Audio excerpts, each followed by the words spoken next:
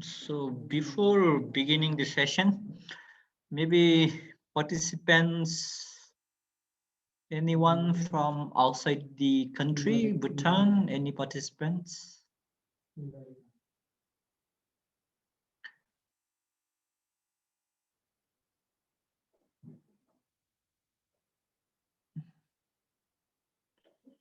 Okay. Pema from, you are there in Japan. And S Nino, I'm not sure if I'm pronouncing it correctly. You're from?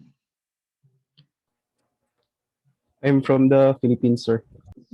Oh, okay. Good to see you here.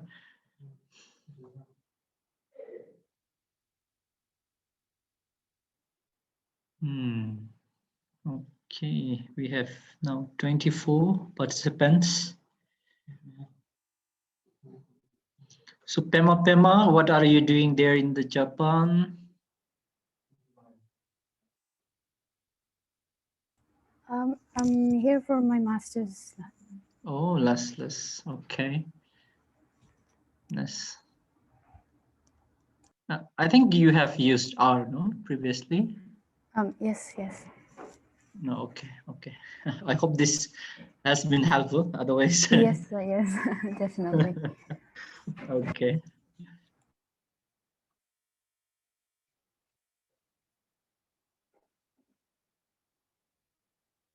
If anyone wants to give a brief introduction, and like we didn't do in the morning, but we have some time, so probably we could get to know each other, where you are working, what you are doing. We have around 6 minutes.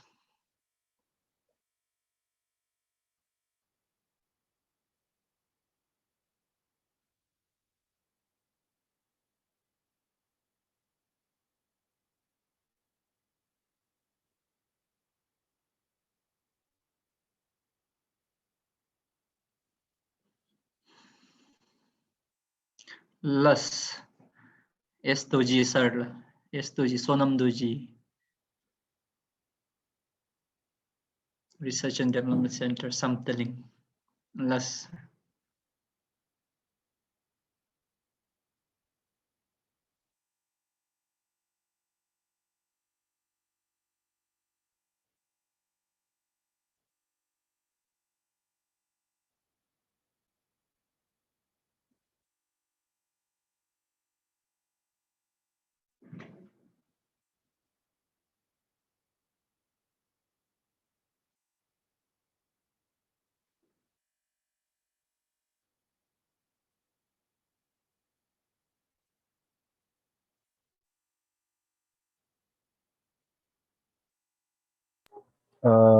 Sir Jigne.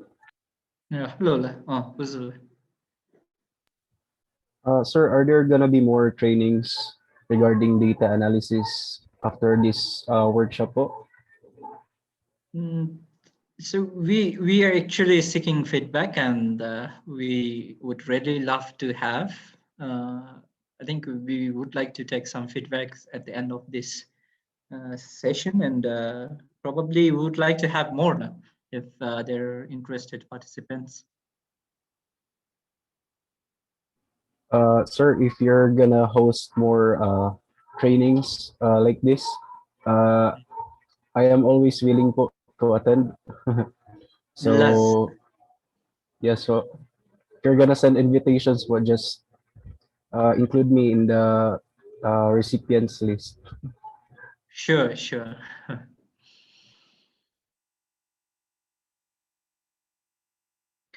Let's again. Thank you for joining now.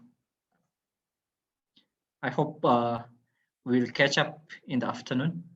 So maybe we'll also review some of the concepts that was covered earlier.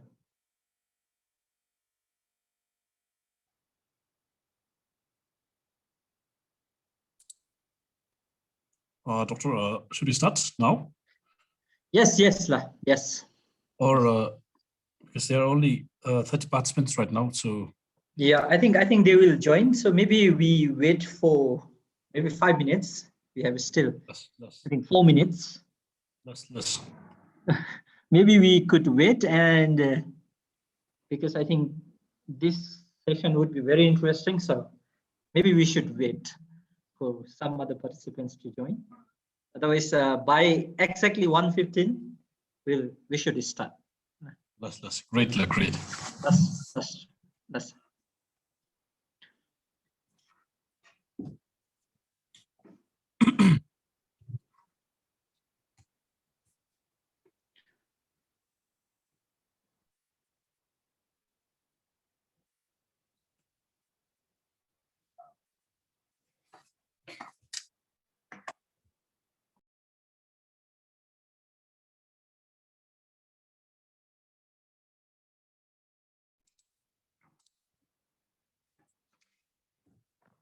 Dr. Jimmy, did you eat your lunch? Looks like you missed. I haven't. Less. Actually, I'm fasting. Oh. Intermittent fasting. Oh. Nice. So controlling the weight. Less. So cannot grow in height wise, but growing sidewise. Have to control. Okay, let's Ugen sir, you can take over. I will just make. Yes, thank you. I think our friends will join, but this is really interesting as well as important session, the next session that we are going to deal. Okay.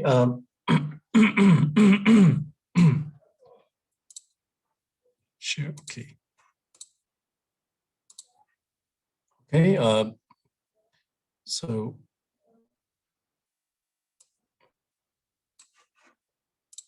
I think we'll start in the interest of time and our participants who are waiting.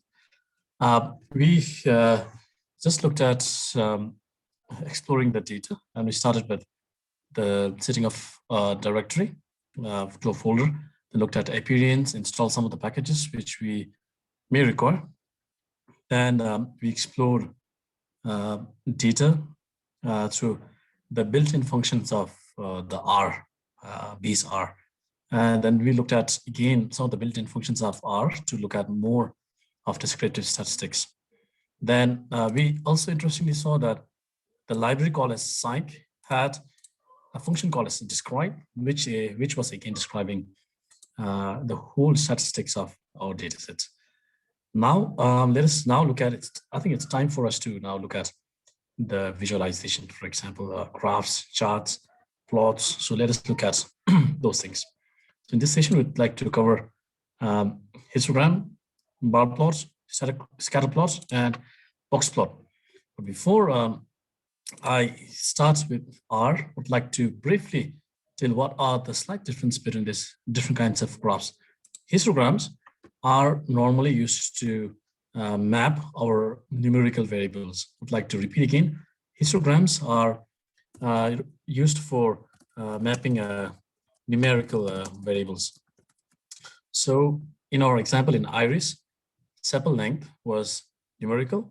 However, species names were categorical. So mapping numerical variables, histogram is being used. So you must be wondering, what is there for mapping a categorical variable? So for categorical variable, we have a bar plot. So categorical variables.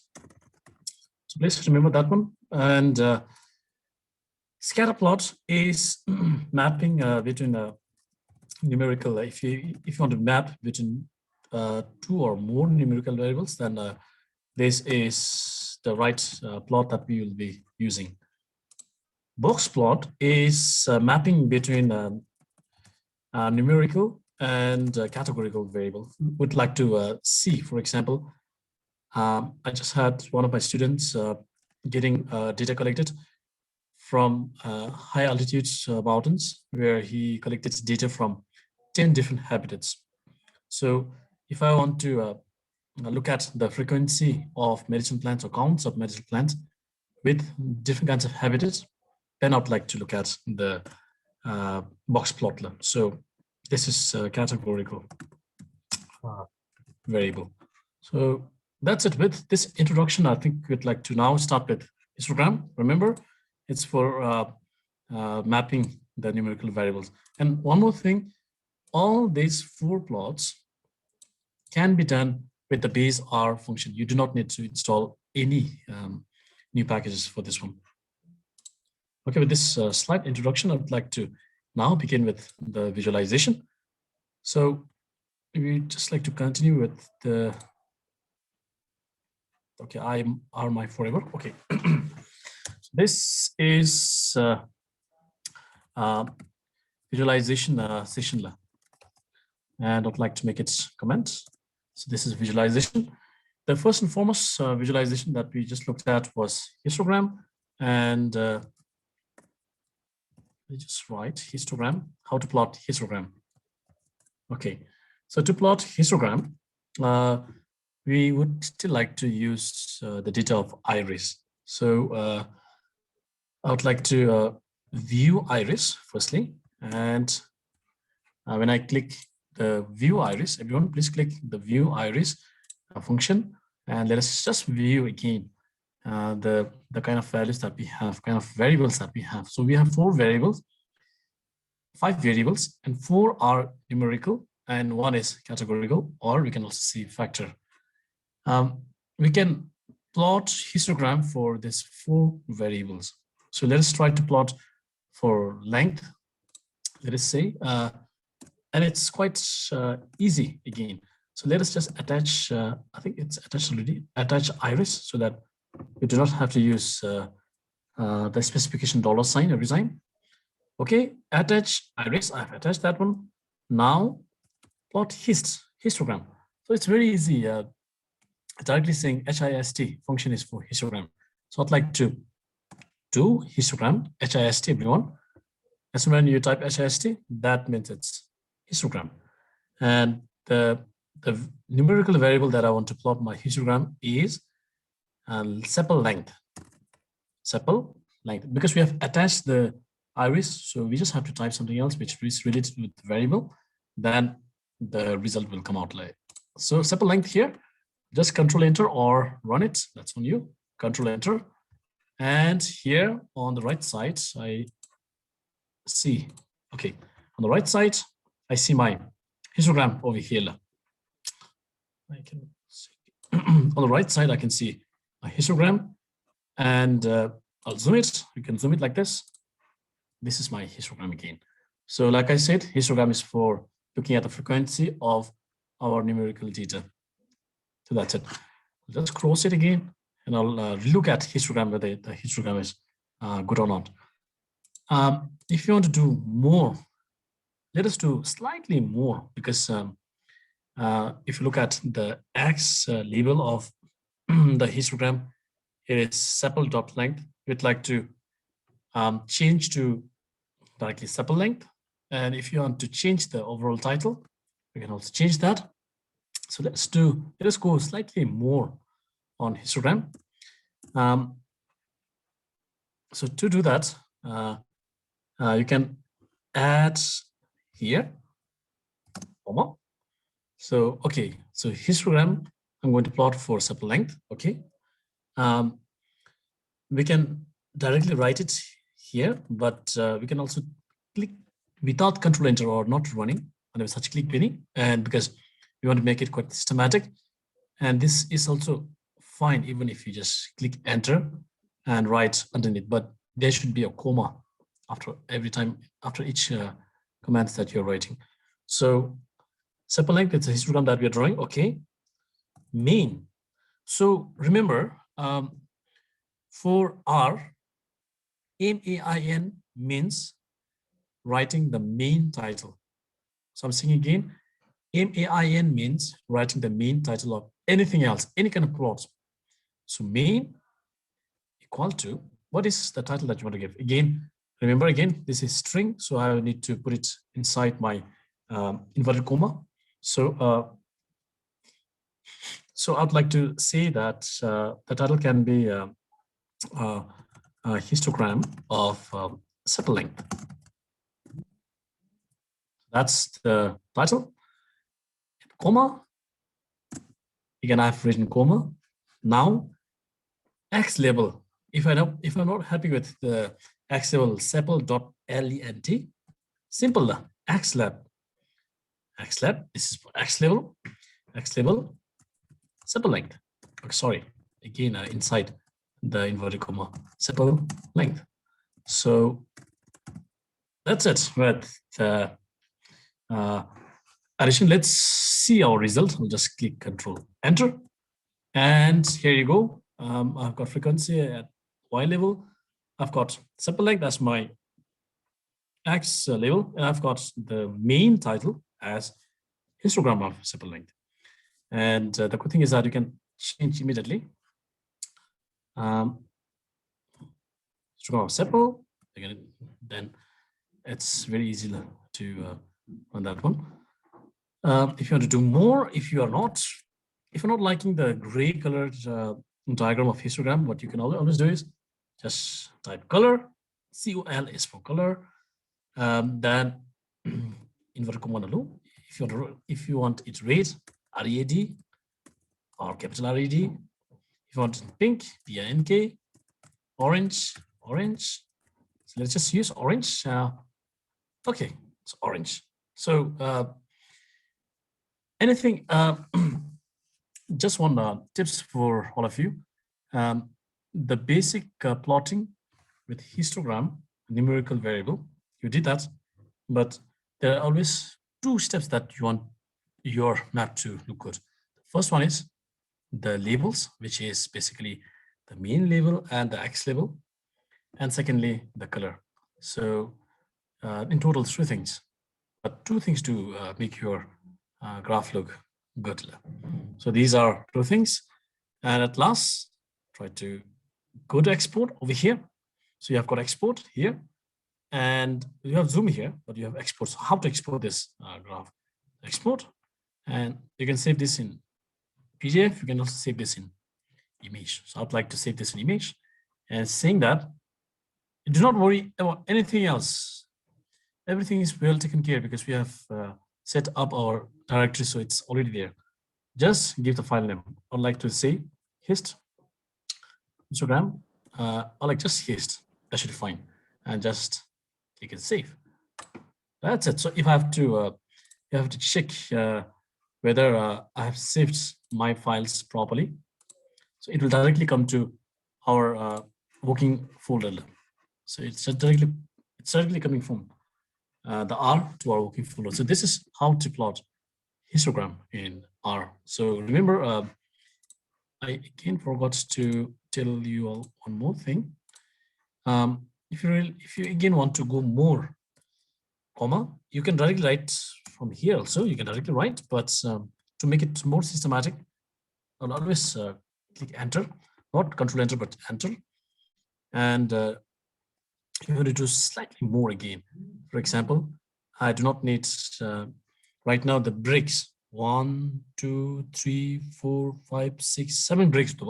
Because of 7 bricks, we are getting this many histograms. But if I need, for example, directly write bricks. If I need, for example, 4 bricks, 4, then I can have 4 bricks. Now 1, 2, 3, 4. So 1, 2, 3, 4 basically. So I'm getting 4 bricks.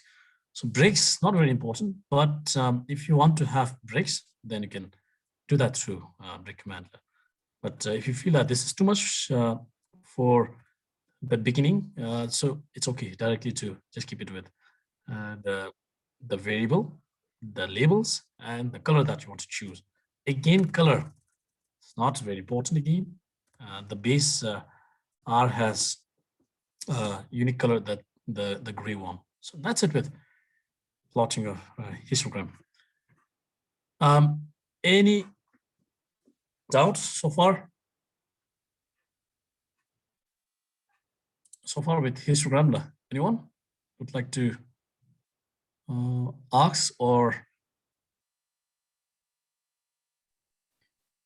Okay, so looks like we're all good. But just know that as long as you know that histogram is for variables, bar plot is for categorical, boxplot is for mapping the numerical into the categorical variables, you should be fine, doing completely fine. So, all right, the next thing that we want to look at is bar plot. So this is for, bar plots, how to plot bar plots in R. So this is for bar plot, everyone. Like I said, it's for categorical variable. So if you look at our iris data, let's get back. Categorical variable is only species, the column named species. So we can do categorical variable for species. Okay, the command is quite simple, but specifically for bar plot, you need to firstly make a table. For example, if you're directly writing bar plots and directly going on with the species, you'll not get bar plots here. You're not going to get any kind of bar plots because it's basically a kind of error here. Because to plot our bar plot, firstly, you need to make some sort of contingency table, a table which has rows and columns, which has the frequency mapped out well. Only after if you have frequency mapped out well, then we should be able to plot bar plot. So the first and foremost process to plot a bar plot is, let's say that I'm giving objects called species. Species means table. So we're basically using a table function to create table for species. So table function is a function which is used for creation of simple contingency table. So if you want to look at this one, I'll just escape this one to explain the table in more detail. So let's take this one here. Okay, so I've just created a table for species, and it's creating a table. It's creating a table having three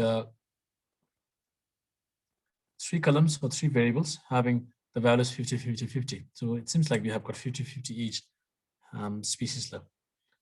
Okay, so I'll be giving SP, assign SP to the table, and let me run it again. Okay, so it's done now, and we need to plot not the species right now, but we need to plot the table, the SP right now. So plot the SP, and then you'll be getting a bar plot here. So that's on bar plot. And if you want to do more, like I said, if you do more, then again, main equal to what should be your title of your main title of your bar plot for species. And if you want to give the X label, xlab equal to X label as species. That's it. And you're just going to enter. And again, bar plot and the species will come out. And if you want to again give colors, you can also do that. So again, export, save image as, and this time bar plots. I'll save the image as bar plot, and I'll save it. And if I go to my screen here, then I should be getting even bar plots saved over here. That's it with the bar plot. The only thing that you'll get confused with bar plots would be the reason why we are making tables here. So we're basically mapping the table that's being formed from this categorical variable. And the bar plot for iris species is quite funny because there are equal number of species, 50, 50, 50. That's why it's showing very straight. But others, random categorical variables, you should be getting interesting bar plots. This is all about bar plot. Let me check out the chat.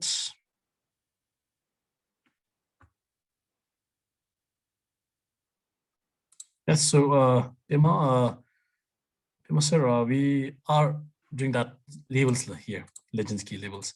So yes, we can do that. We have options on that also, but right now the graph is quite straightforward. So we do not want to use any kind of legend because we can understand that it's Setosa, what's versicolor and Rajnika. So we're not using any kind of legends right now. So Ggplot is not covered right now, data visualization. So we'll cover next, Nalula. Okay, so this is all about bar plots, and let us now look at the scatter plot, everyone. Let's look at the scatter plot. Scatter plots, okay, so we'll be looking at scatter plot now. To plot the scatter plot, like I said, scatter plot is a plot between two numerical variables.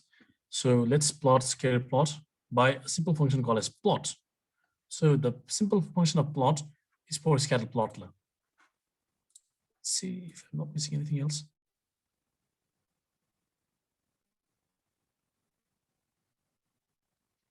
Okay. So I'll get back to all these color codes in a while. But if you're really interested, let's get back to bar plot. So color is something that you know. We'll just spend a few seconds over here. I'm trying to explain. We have got 3 bar plots: Setosa, versicolor, and Virginica. So I hope I can explain this in very simple words. Okay, so we have got 3 plots, 3 bars: Setosa, versicolor, and Virginica. So we're assigning color. So if I just assign one color, pink, then it's just going to assign pink for all of the variables. The question was how to assign different colors for 3 bars. So right, pink. First one, I would like to have pink. Second one, I would like to have orange. Spelling needs to be good. That means you always also needs to be good in English grammars. And third one, I would like to have red. And I'm doing this deliberately. Let's see whether it's working or not. Okay, it's not working. It's error. So you need to combine. So that time you were talking about combination. So you need to combine these 3 colors there. Sorry.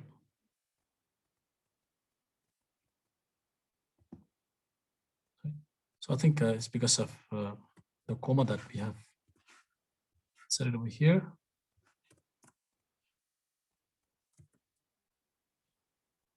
I think, okay.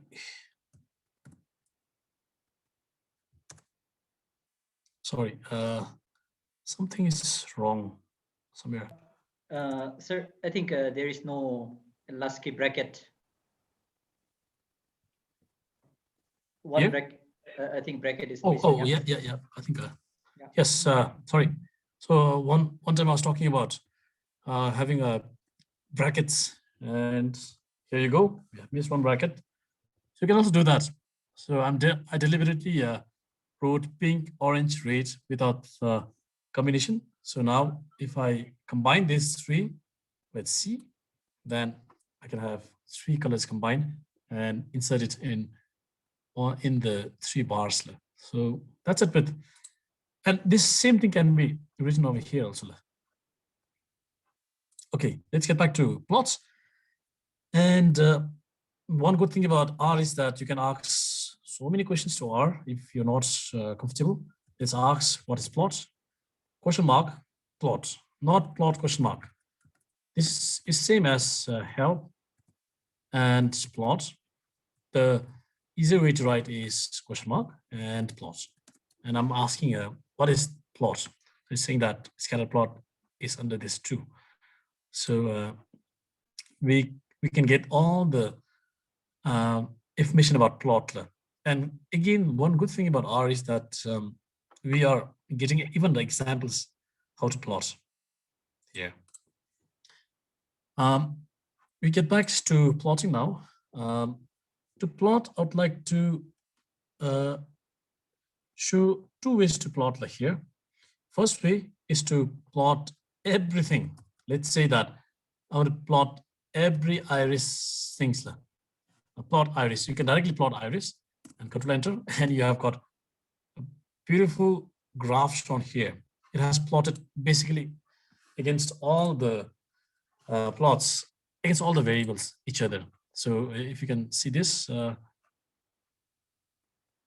you see that? Sepal length and petal width, they have plotted here. Sepal length and petal length is this one. Sepal length and petal length is this one. So they have basically plotted everything. The reason why we're getting all the straight lines is because species, they are just categorical. So because of that one, but rest, I think it should be good for us to use. That's with the plot. But again, like I always said, you can always do more.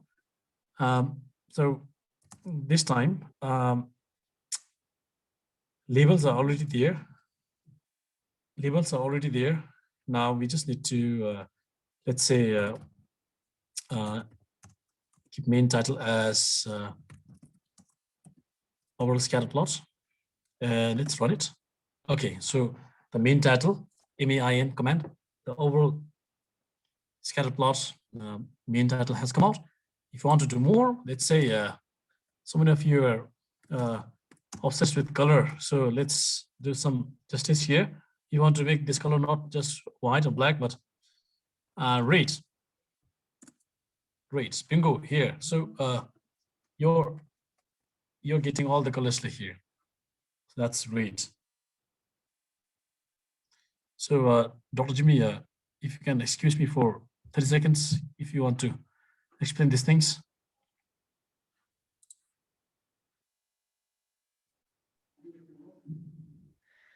Okay. So any questions? Maybe I will fill in with questions if you have any questions.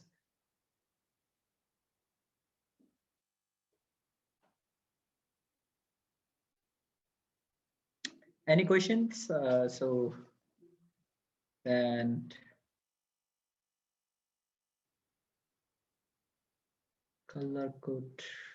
Dr. Jimmy, there is already one question in the Yes. chat box regarding if we are able to use pattern instead of colors. Yeah, I think we can use patterns as well, but you will need another package for that. I think a color viewer or color brewer. I think it is called R color brewer. I will just type it here. Yeah, that is called R color brewer.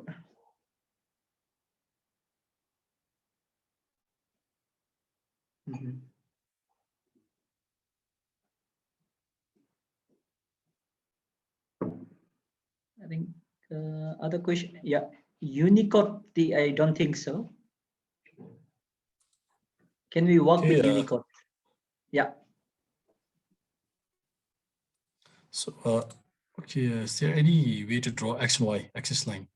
Yes, there are. Hi, Akit, long time back. Yes, there is way. So we'll get back. There are so many interesting ways that I would like to show you all today. Can we work with Unicode? I do not know, but yes, we should develop a package for that one. We get back, I think. Okay,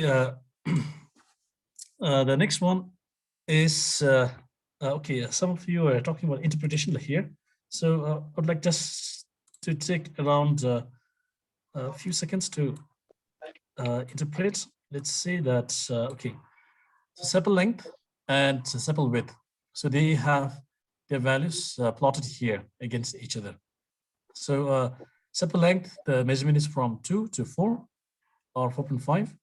And the petal length, sepal length, sepal width from 2 to 4, and sepal length from 0 to almost 8 centimeter. So so it's basically plotting against each other. So they are, I think you can see the association between these two variables. For now, the association between these two variables is quite strong. So that's the basic interpretation that I can give you. Okay, the next formula.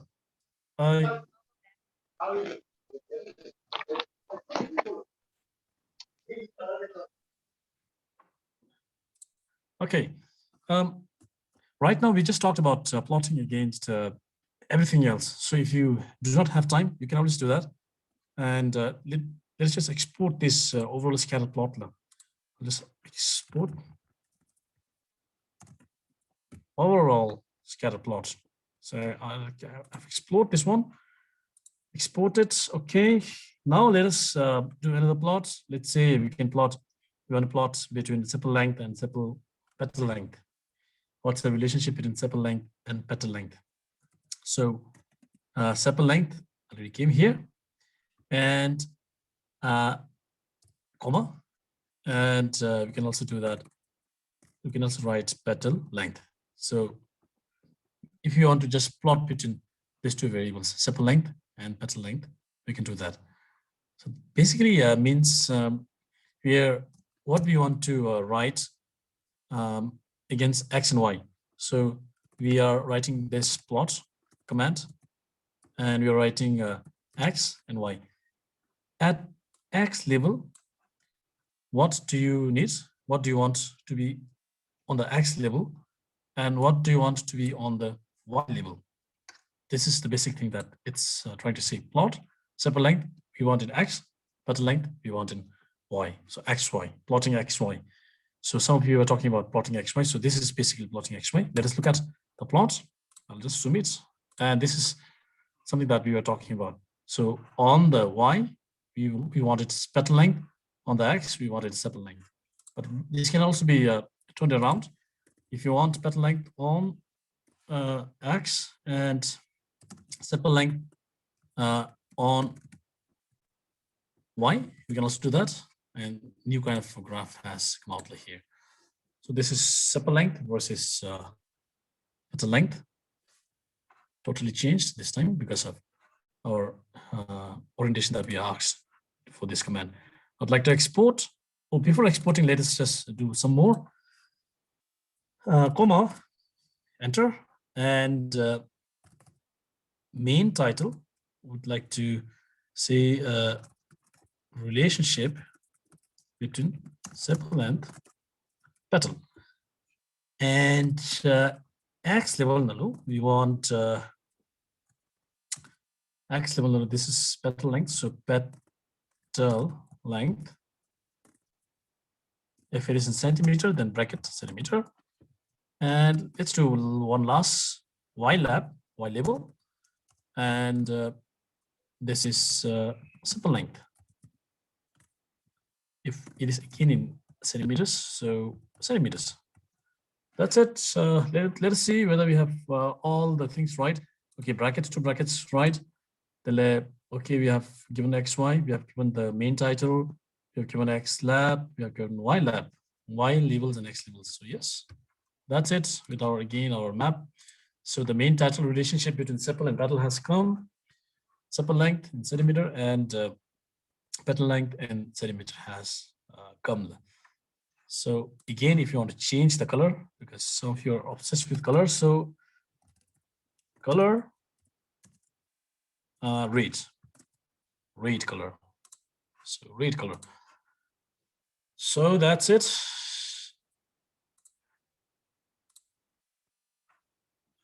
With the plotting of X and Y.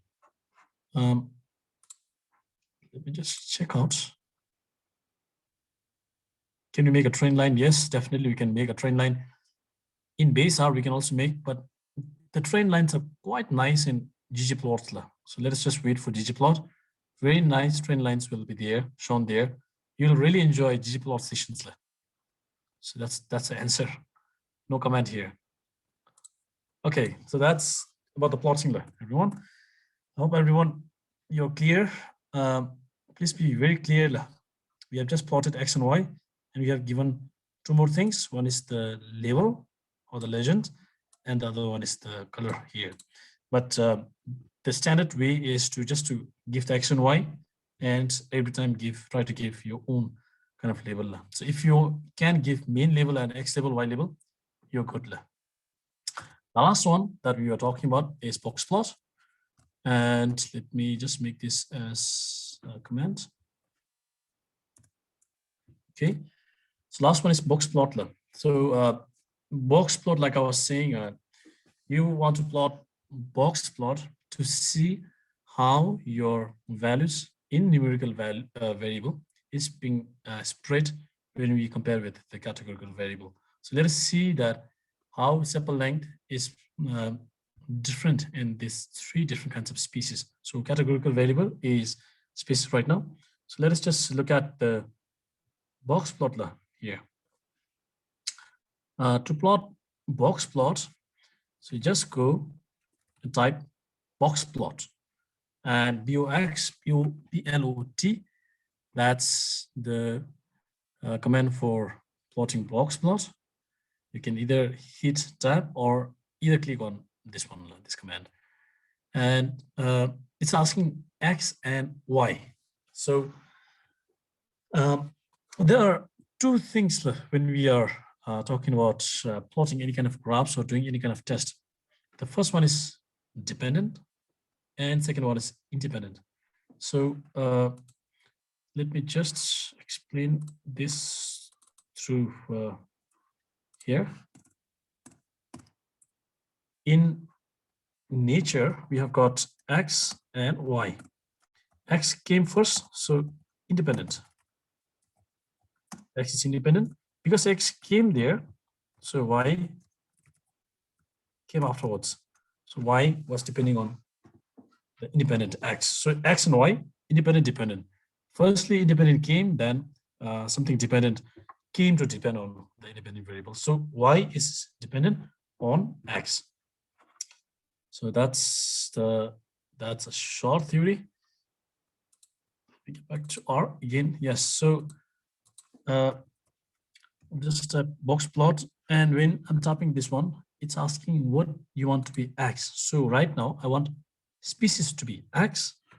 If you're not sure what is going on X, you can always say X equal to species, Y equal to let's say sepal length. So that's the kind of box plot that you want. But as and when you are making yourself clearer, it's definitely known that usually in plots, the first one is always X. So even if you write like this, the answer is basically the same. You're trying to say to R that first one, the X is species, Y is sepal length. Even if you do not write it, it's totally fine. So let's see our bar plot. Okay, so that's the thing that I was talking about here.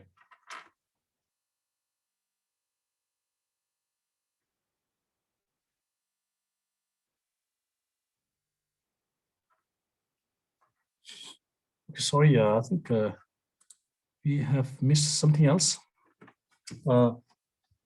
In case of, I think, I'm very sorry. In case of bar plots, usually it's X and Y, but in case of bar plot, I think we need to use the sign called as tilde. I'm very sorry, sign called as tilde. And then we specify our species. So it's always saying that, okay, sepal length, we want to compare within all across the species. So it's trying to, tilde sign is trying to differentiate that we want sepal length to be differently allocated in these three different species.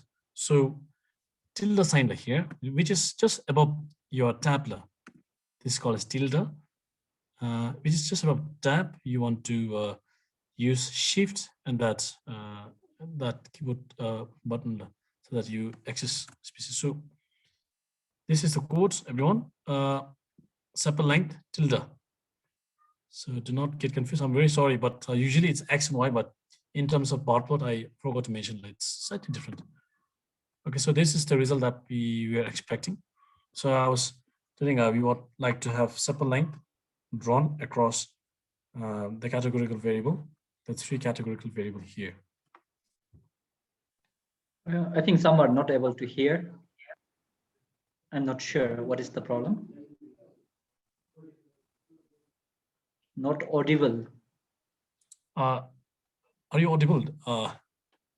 Shimi? Yes, I can hear, but I think some are saying not audible. Maybe I think internet problem on their part. Yes. But I'm very sorry in terms of bar plot, I had to do some mistakes, but you need to use tilde, specifically when you are doing ANOVA, when you're doing Crookes-Wallis test, when you're doing t-test. It's very important that you use this tilde sign because it's saying that, yes, I want to differentiate the supple lengths in terms of this three species, so tilde. So it's quite important that we use tilde sign whenever we really want to differentiate between the categorical variables.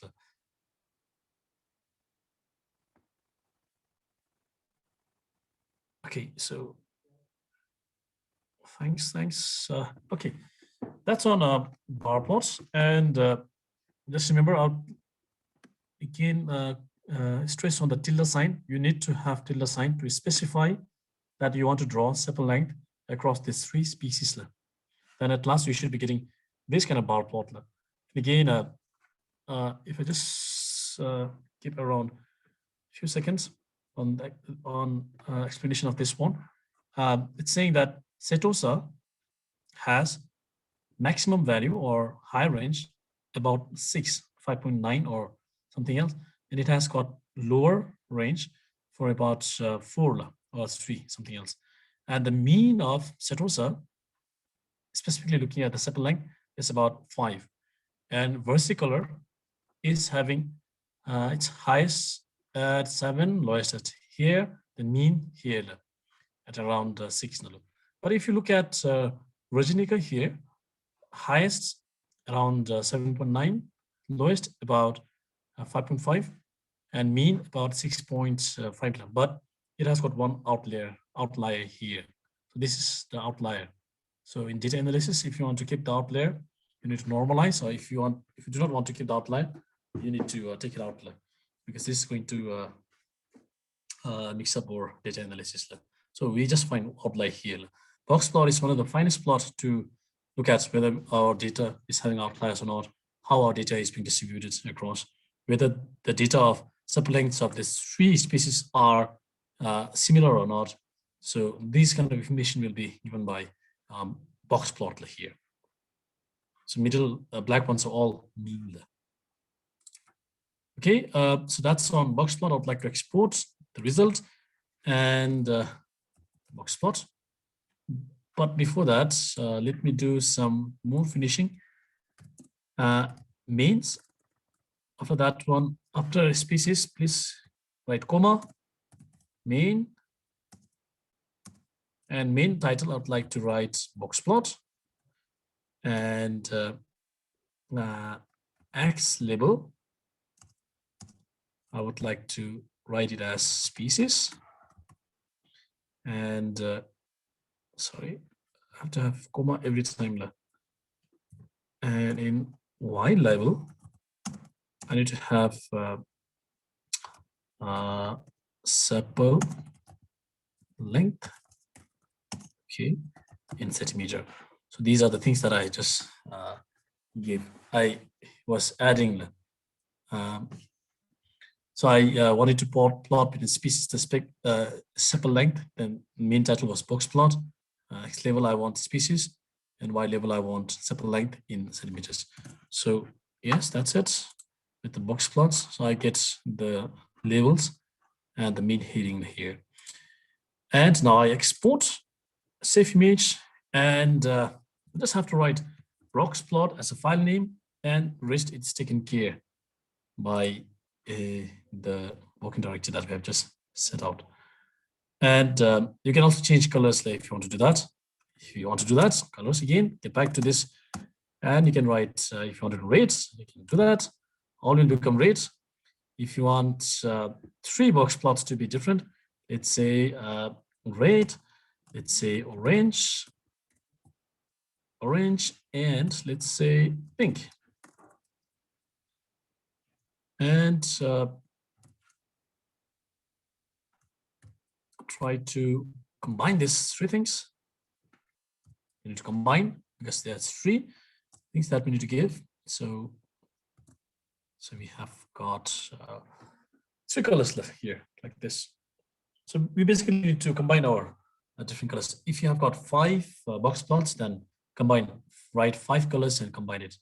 But if you need a default functions where you just type something else and all the colors are different, then for those you need a separate package installed. Okay, I'd like to export this one and Boxplot with colors. That's it. That's with the Boxplot. Anyone having any doubts so far? I'd just like to spend a few more seconds here.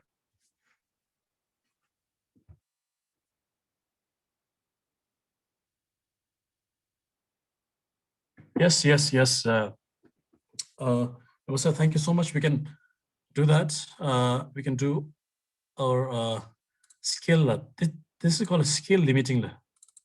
For example, this is a very nice question from Bima sir, but if you want to limit, let's say that we want to limit till, let's say our limiting factor would be from, let's look at this one.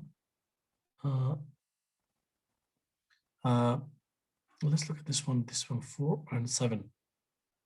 We can do that. For example, this is y, so y lim. So there's a function called as y lim, and you can say that you want to start from 0 to 10. Let's say that this is working or not.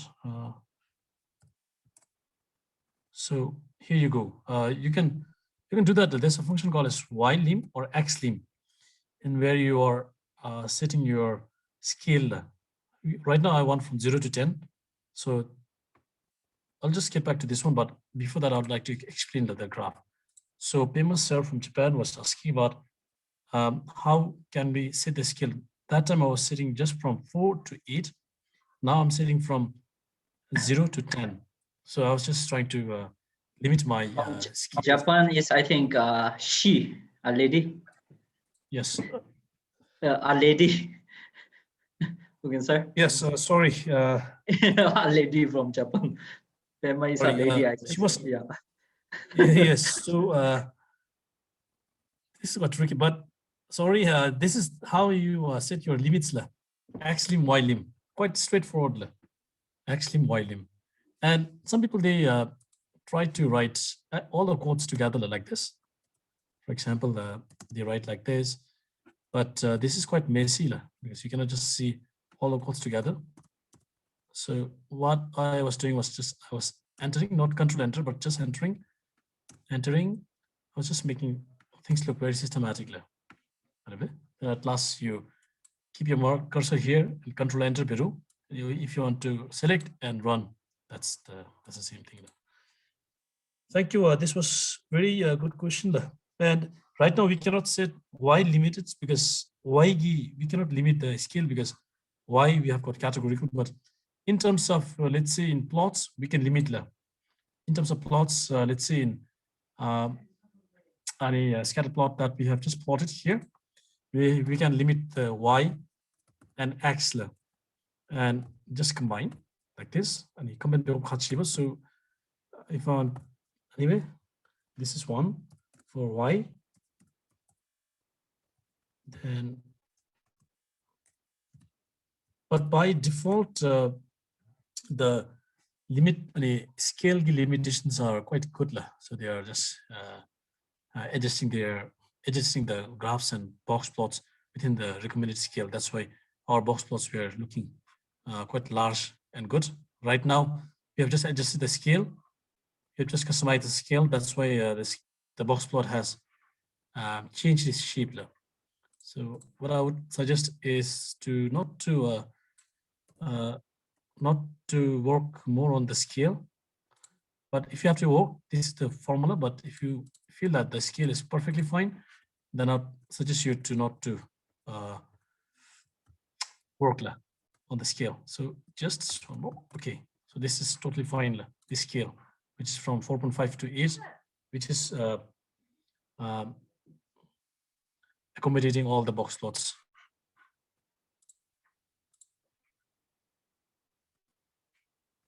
Yes, definitely wide limb or X limb. Now let us just go to the next session, which is basically Ggplot, and everyone of you will just like it. I really hope that you can like it, the Ggplot. But before that, any doubt so far? Starting from, yes, visualization, histogram, bar plot, scatter plot, and box plot. Since we have already installed our Ggplot through tidyverse, I would recommend you to use directly the Ggplot function, not the base R function. So should we go ahead?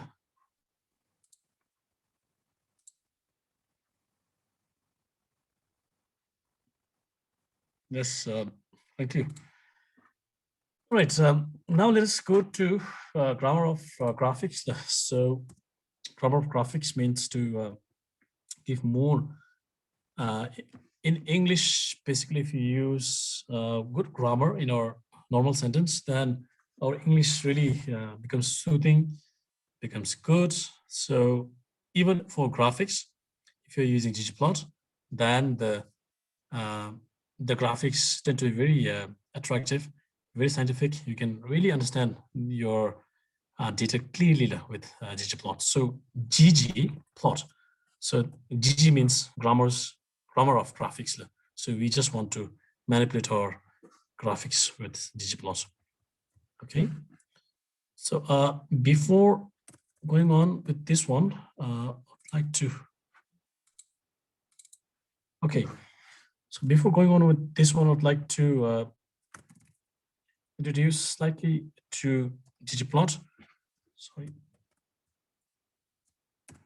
Okay, Ggplot is a function, and the package that you use for Ggplot is called as Ggplot tool. Everyone, I do not know why it's called 2, but it's 2.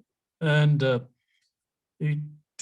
install Ggplot 2, you have to type install packages Ggplot tool. So to install packages Ggplot 2, but we have tidyverse which takes care of Ggplot tool. That's why we do not have to install. So to install Ggplot 2, now to load, you can load Ggplot tool. But right now, again, like I said, it's in tidyverse, so we need to load tidyverse. So loading of the packages has to be done every time you are restarting. So installation is just once in the lifetime of your machine. However, loading has to be done every time you have shut down your machine. You have restarted your R, then you need to every time load the library that you need. But if you do not need, you do not have to load. So I'll just load tidyverse, and it's loaded. Okay. So I've loaded the tidyverse, and let's check whether you have loaded your tidyverse or not before we move on.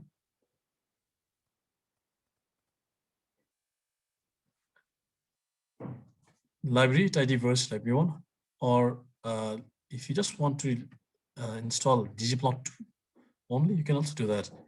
But like I was saying, tidyverse has lots of new softwares, packages installed with it, around 8 packages. Okay, I think we'll start with Ggplot. Let us just go to a data call as data. Okay, data call is MPG, everyone. MPG, miles per gallon, I think. You can type data or MPG, or sometimes you do not need to type if it's a little loaded, but if you have to type, you can type that. And let's view MPG, and okay, everyone, MPG, use these codes, data MPG and view MPG. This session is going to be on Ggplot, so I think we are going to use the data set called as MPG.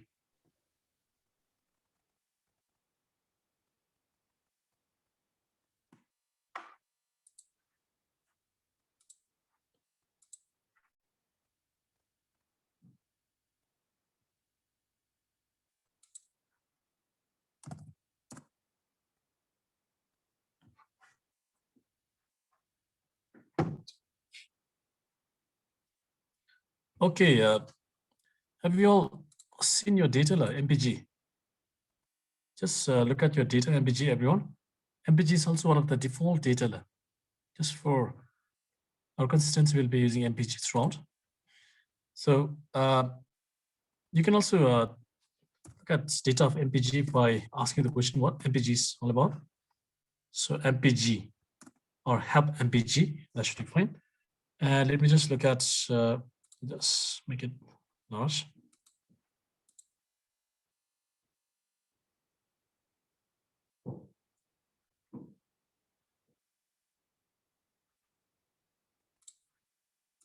Okay, this is the information about MPG.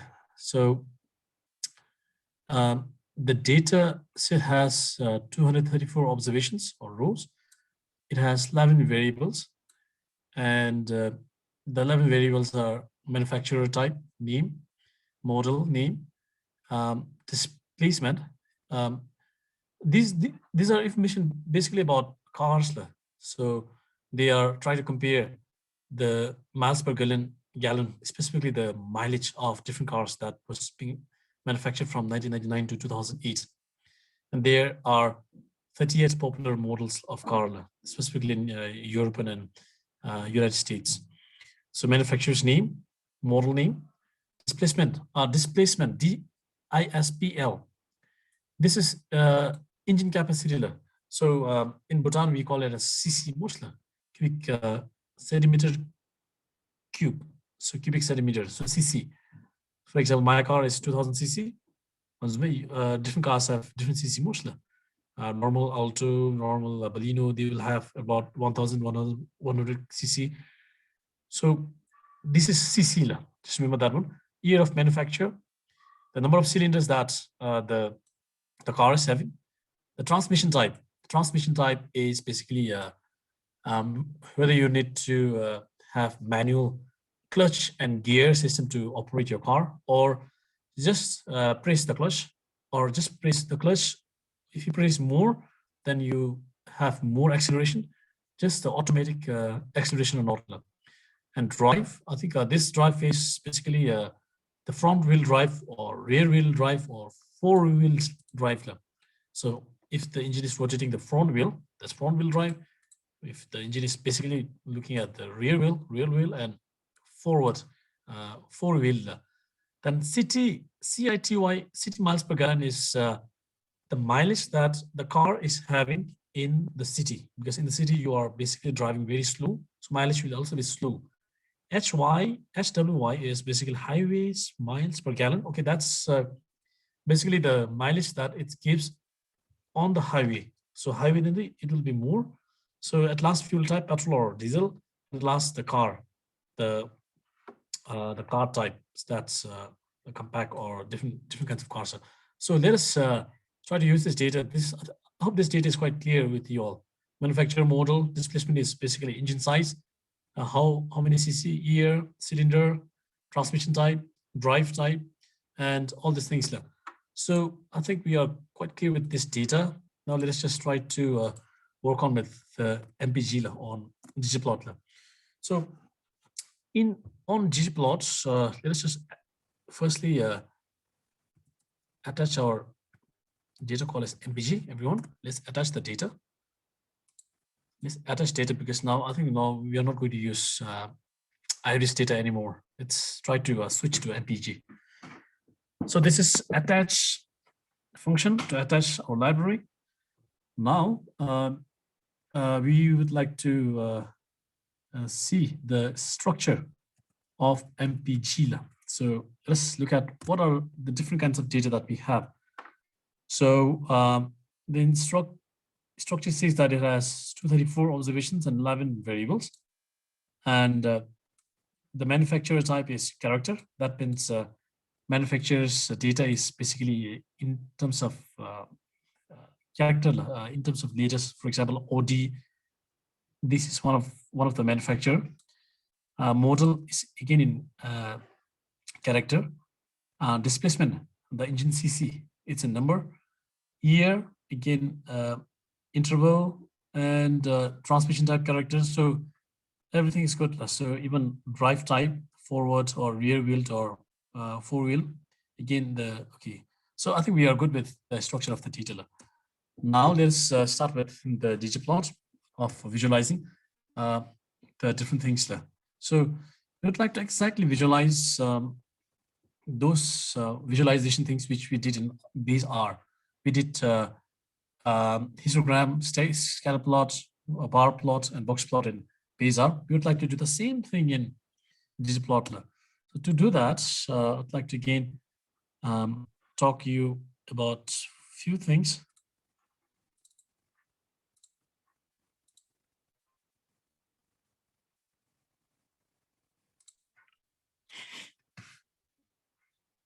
Okay, so when we are talking about Ggplot, we have to talk about three things there. Just three things. First one is the data. I'd like to use, okay. The first one is data. Second one is mapping, or you also call it as aesthetics. And the third one is geometry. So this is something that you really need to be clear. Firstly, data, mapping, and geometry. Three things. Data is which data that you want to use. For example, here I'm using MPG as our data.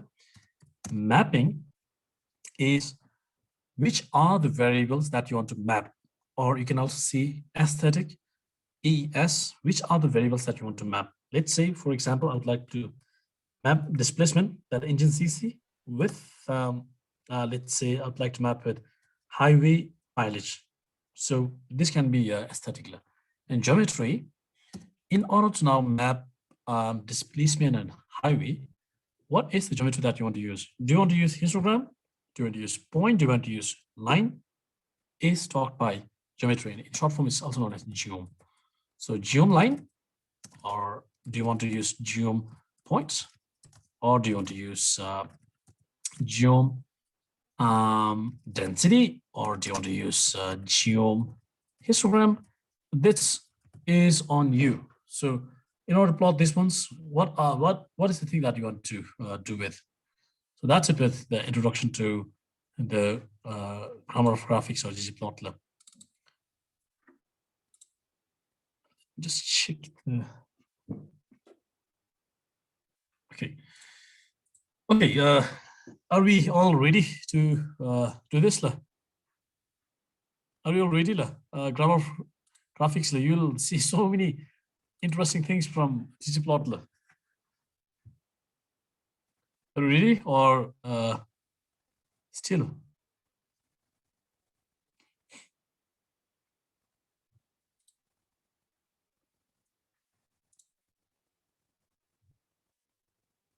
That's great. This is wonderful energy. Yes, yes. Thank you. Yes. Now let us just start. So three things to take care when we are talking about Ggplot. The first one is data. Second one is aesthetic or mapping, to map exactly which data. And lastly, the geometry that you want to use. Okay, so the function is called as Ggplot. You type Ggplot, everyone, and there should be something else coming up. And type tab, and Ggplot should come out like this. Okay, let me check out whether this Ggplot is working for. Okay. So Ggplot, like I said, the first thing that you need is data. So data equal to what? Data, I want to use MPG. Fine, this is the first thing that you want to use. But R knows that whatever you write first in the sequence, that is your data. So you don't have to write every time this one as data. So R directly knows that Okay, because you're following the sequence of the ggplot. The first one is always data. But if you are not convinced, like the earlier we used x equal to this, y equal to that.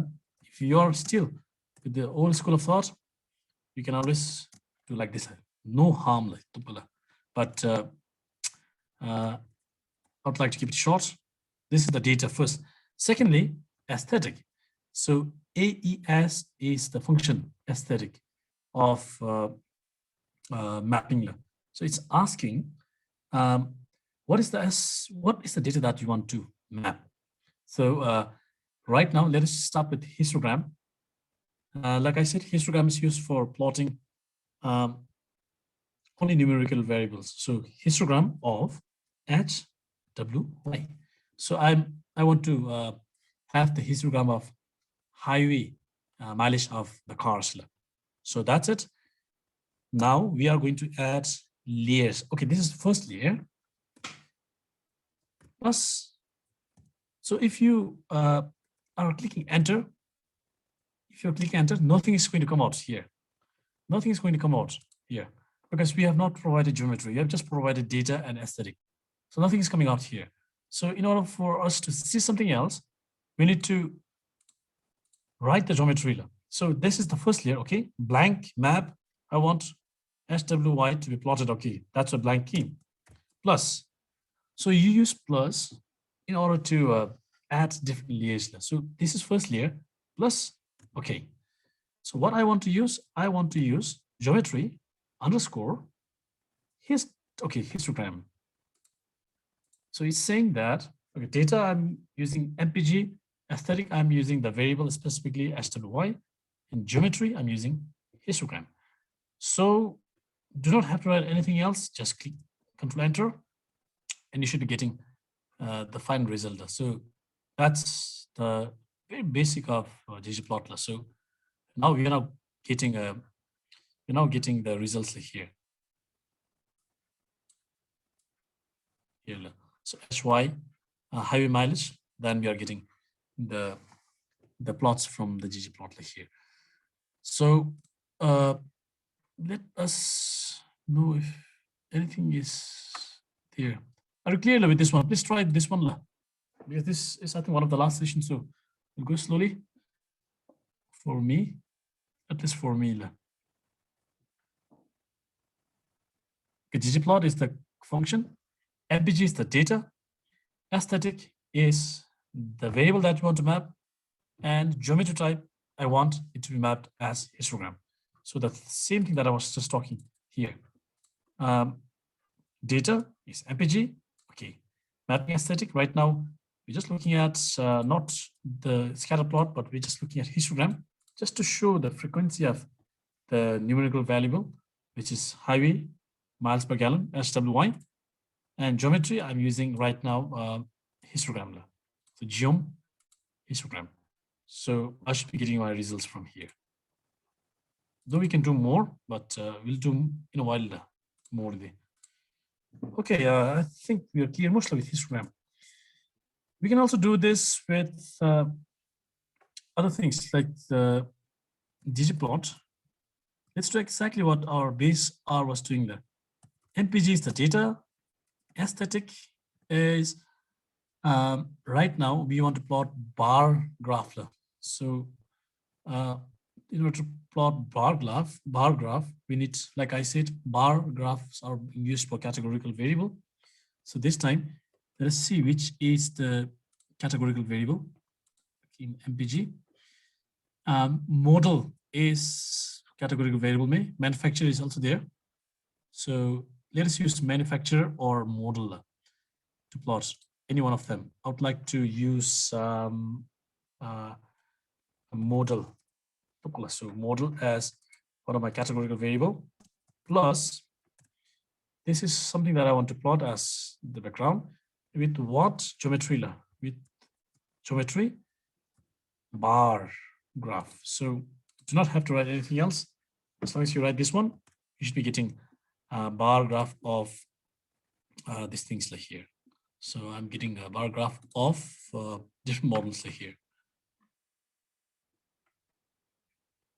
So just try to check it out, your results.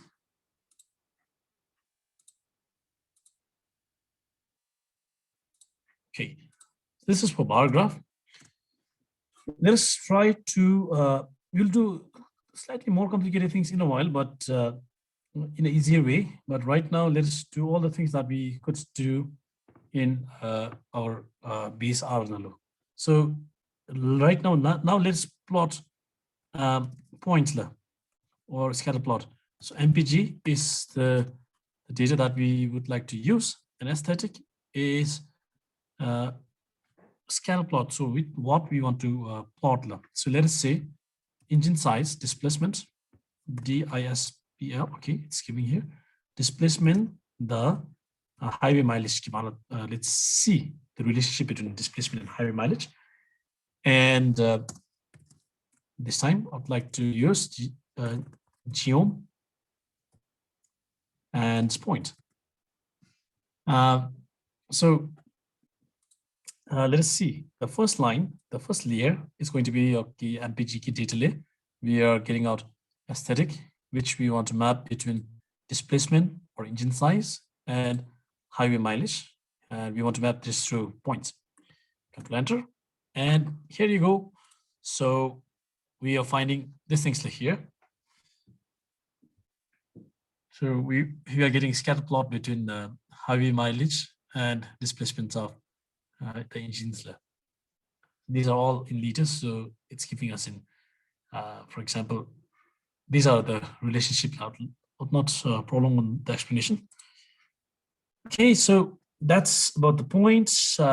We can also do in line. We'll complicate ourselves in a while, but right now let's just start from the base.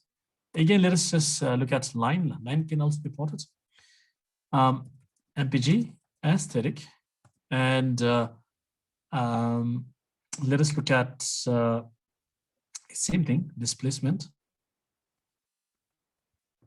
and high mileage. And this time, let us use geometry as line. And that's it. We should be getting some lines here. We should be getting some lines.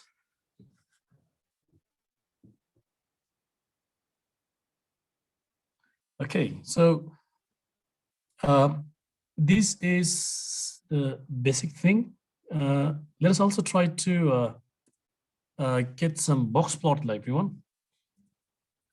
Same thing, but just writing geom as box plot. MPG aesthetic is let's have manufacturer versus displacement for box plot, everyone. If I just explain what I'm doing, I'll just write box plots. Okay, I'm writing data is MPG, aesthetic is manufacturer, is the categorical variable, and displacement is a numerical variable. I would like to see that whether different manufacturers are making different engine capacity cars. So displacements could vary from manufacturer to manufacturer. And I would like to look at from the point of box plot. So like I was saying, box plot is to compare numerical variables with different categorical variables. So like just enter mini. Let's zoom out. This is the box plot that I'm getting. And it says that, let's just focus on one thing. Let's just go to Toyota here. Toyota Nalu, the mean, most of the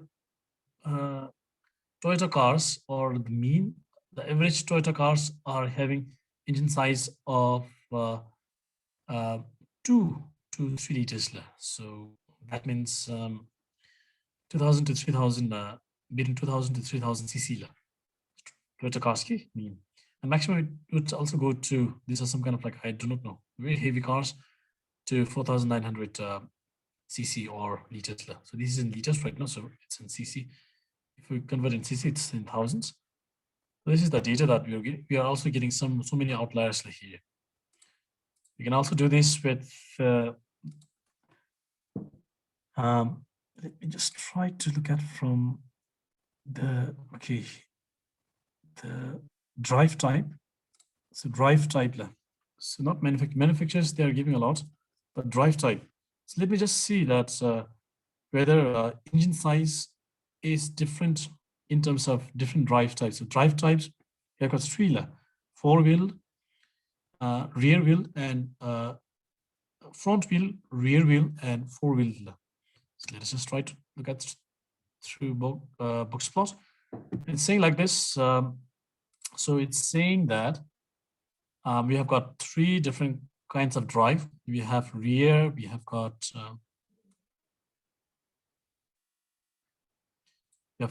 drive type, four-wheel type, and we have got four-wheel here, front and rear.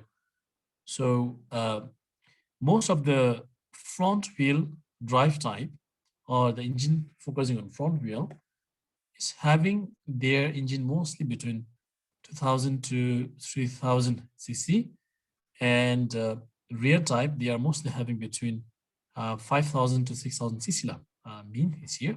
And if you look at the four-wheeled, it's mostly about 4 liters or 4000 cc. That's with the box plot. I think I've covered histogram, bar, points, line, box plot. Let us try one more thing and then complicate slightly with Ggplot to get more results. One more straight thing that we can also do is to look at this is the MPG and aesthetic. We'd like to use, let me think. We'd like to use edge highway drive, and we'd like to look through geom density. So this is also one of one kind of like line graph. So let us see. Okay, so geom density, it's giving like this. So geom density, it's giving like this. So it's basically giving us density if you are plotting in terms of curve. So this, you can call it as a line graph.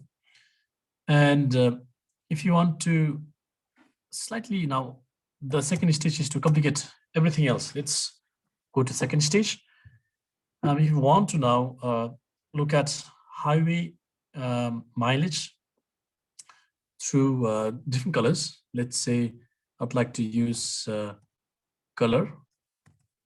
Everyone use color, and I'd like to use color as a differentiating factor to differentiate the highway mileage of different drives. So I'm using color. So let's just click like this, and you should be seeing this kind of graph where now the legend can be the color here, the drive here.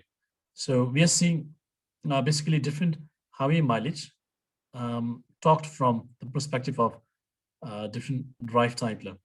So the blue ones is rear, the red one is four-wheeled, and the green one is forward drive. So this can also be done in many ways. So let's say that let's start from the histogram itself. Let's start with histogram. Let's see whether we can use color in histogram. If you have got histogram commands, you can also use color. I want to color the histogram, but I want to color based on the drive. So let's see. Oh, so it's still giving some sort of color differentiation for histograms. So I've just added one more function to complicate ourselves online, color. So I'm coloring the normal histogram that I've just got from SWY based on the drive here. So the green ones different, red ones different, and the blue ones slightly different. So you can also do this one. This is one thing. We can also do this in let's see, geom point. Hello everyone. Let us just write again the geom point. Adding more features. Let me know if you are not able to catch up. We'll work more on this one. More features on Ggplot. Then MPG is the data that we are going to use. Aesthetic, we are going to plot between displacement and highway mileage, and we'd like to see whether there is difference in mileage based on the engine CC, and the color that we want to use to differentiate our points will be drive, let's see, and and plus one more layer for geom. Okay, geom point. So let's just use point, and let's see the answer. This should be quite interesting. Oh, here is an error. I must have.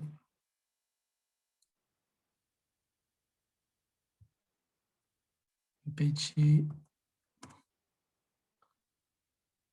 Okay, this is the problem of the data. Okay, so you can also get this kind of graphs where now our displacement versus highway mileage is now being separated by the drive type here. So we can also look at the differentiation between these two variables based on this category. So we can also get this kind of map, and we can explain this is quite helpful when we have to accommodate all different kinds of categories or variables in one graph itself. So, okay, so I think I would like to take some down if you have.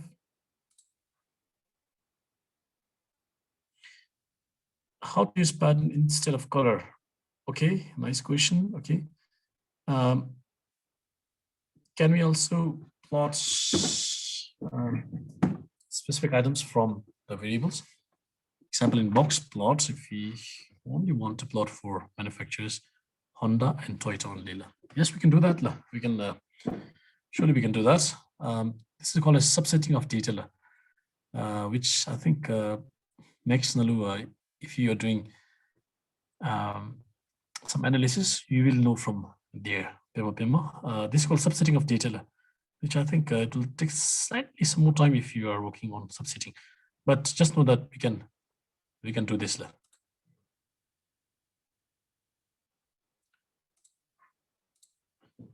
Okay.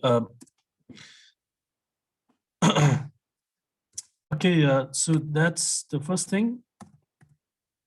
We are adding more features, everyone, here on the Ggplot.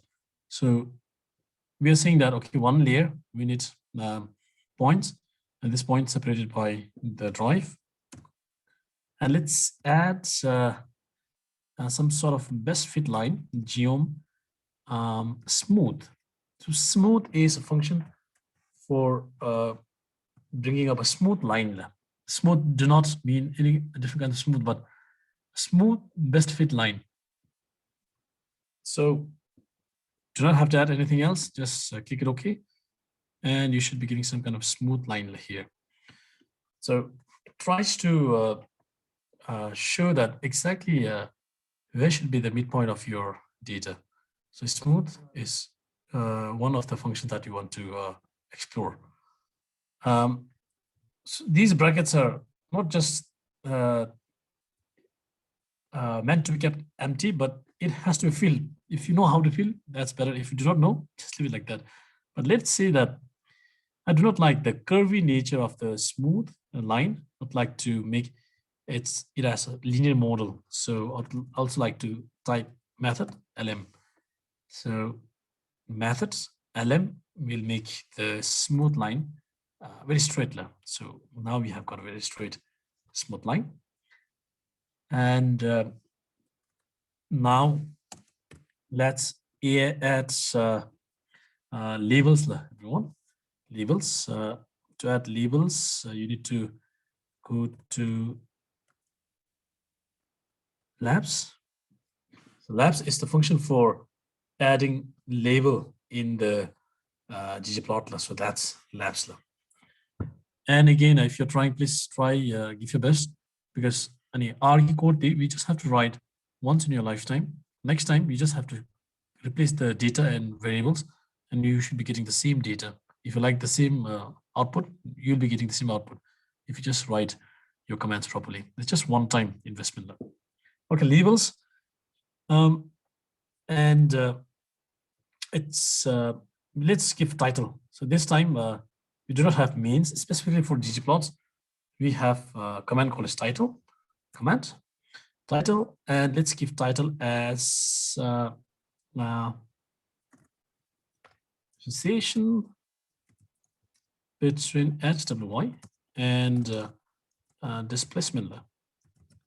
Displacement. Okay, that's the title. So let's see. Okay, the title has come out. So that's the title of the map. You still need to give somewhere else, comma.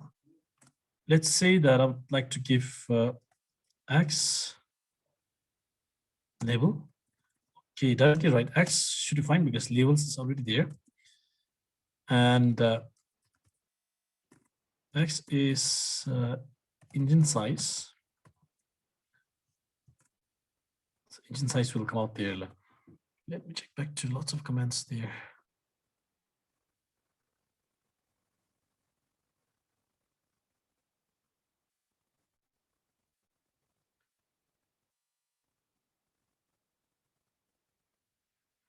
Okay, Dr. Jimmy, please attend to the questions.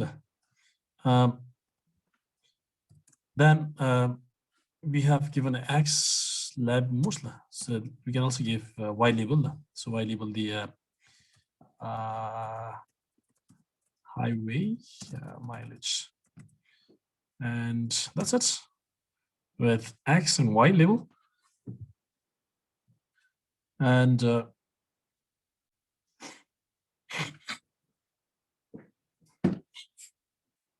and the last thing that you want to add is in ggplot. I'd like to still go on with adding. So try to see that I'm adding plus every time. So this plus means that I'm putting layers over the layers. So firstly, I'm putting the data and aesthetic layer. On that layer, I want to use points to mark. Then I would like to use smooth on the layer of points in aesthetic to have a smooth line. And on top of that, I'd like to have different labels, labs, title that one, X that one, Y that one. And lastly, not lastly, but there are many things to explore, but I think the last thing that I'd like to show is the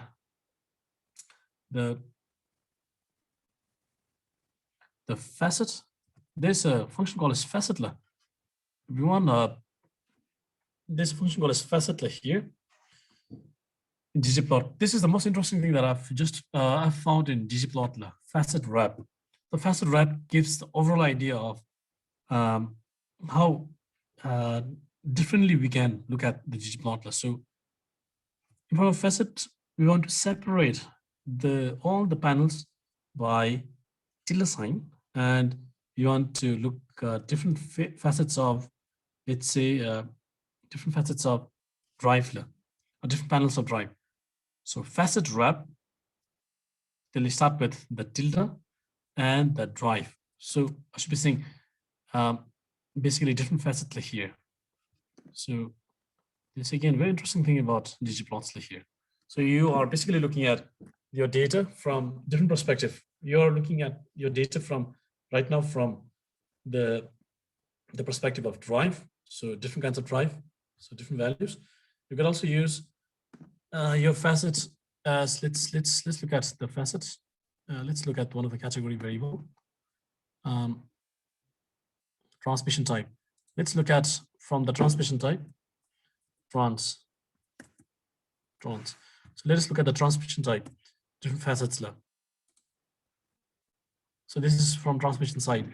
So what is O2? What is O2 EV? What is I6, S4, S5? But you can look at from a different perspective. So in the legend, the color separators is basically the drive mode and the facet that you have used to show your data differently is the transmission type, the automatic, manual, semi-automatic, different semi-automatics. So I'd like to export this one and say that engine versus Y. I can also, you can basically do more things on this one. Anyone, any doubt so far? Let me take some doubts if you have anything.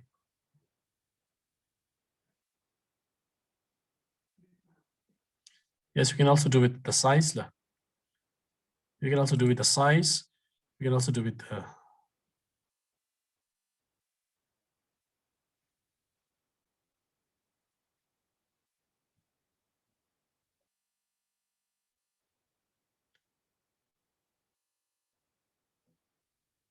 anyone having any doubt? I think there is one in the chat box saying, can we also plot specific items from the variables? I'm not sure. Example, in the Boxplot, if we only want to plot for manufacturers, Honda, and I think that one was solved. I think subsetting. Yes, that's called subsetting. Yeah. We can subset line. Exactly. So see more on subsetting of data. It's very easy. We can do that. So any other doubt? I think I'll not add more because it's just going to confuse. But these are the basic things that you can do with Ggplot. The main thing that you need to know is the data, the aesthetic, the geom points, and a geom point or any geometry that you want to plot with. And at last, you should be getting your results. And in terms of the brackets that we have just left as default, we can also look, for example, like size, size the 1.5. For example, if you want to change the size of 4 points, then you should be getting a very thick size here. Thick size, very big size over here. If you're not satisfied with the size, you can also change the size to 2. Anyway, but before that, I'll ask you to look at the help text of size, which size to choose. So it just asks about the size, and it's saying that if you are using okay, there's nothing on size, but it's basically there's nothing else on the size. I've seen somewhere else, but anyways, 1 is normal, size equal to 1 is normal by default. If you want to make it slightly small than 0.5, you can go there. So by default, I think it should be fine there. You should be getting the result. You can also use this facet. Interestingly, this facet is very interesting. You can also look at the manufacturer, and let's see that what's the perspective from different manufacturers. So these are different manufacturers here. So yes, exactly, Madam Pema, you are asking how to plot it differently. So I think Facet is also addressing this one. So engine size of Toyota, we are differentiating between different manufacturers here. So Toyota is here, and all the rest of the things are here. So try to use this Facet in order to generate one time snapshot of your data. Explore your data. Let's see. I think and last thing before I wrap up with the Ggplot. Right now, the background that you can see here is quite different background. This is R's default background level here. The background is also called a theme. So this is the theme of R right now. You can also change the theme. For example, the normal plots that we just get from Excel or any other software without any background, that can also be done in R. That's called theme. And we have got different themes under that one. Just add plus to whatever you're working. You'd like to add theme underscore, and right away when you are typing theme underscore, you should be seeing black and white. You should be seeing classic. You should be seeing dark. And the classic is the theme that is being used by most of the normal software. So I'd just like to use classic, let's say, classic, and classic, and I should be getting different a normal kind of theme here without any background here. And if you like the background, then you do not have to use the theme here. So you just have to delete the theme and just keep. I really like this normal background of R. And if you still want to modify your theme underscore, there's a minimal interference theme. So theme minimal, and minimal themes will give you minimal interference of your background. So this kind of themes. So different themes can be also taken out, but the best theme, like I was again suggesting, I would like to keep till here. And from here, you can explore. You can explore so many things. There are so many things that you can explore. Instead of point, if I have to keep line, I can also do that. So the good thing is that we just need a code member. We just need a command. Then there we can work it out, whatever things we need in our plots differently. So this line, I can also do in terms of density.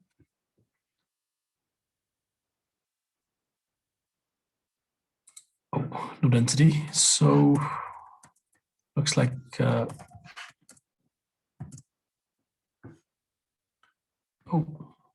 okay. So I think that's it. But I'm not going more. I think if you're going more, we'll get more confused. So we'll leave Ggplot here till here.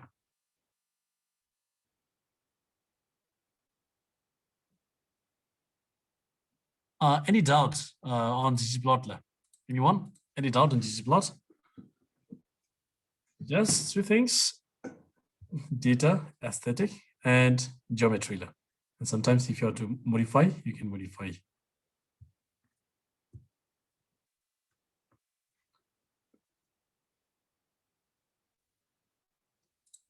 Okay, I'd like to export this one here. This is different manufacturer. Okay. The last thing that I'd like to do for the day. The last thing that I would like to do for the day. Should I proceed with the last thing? Everyone?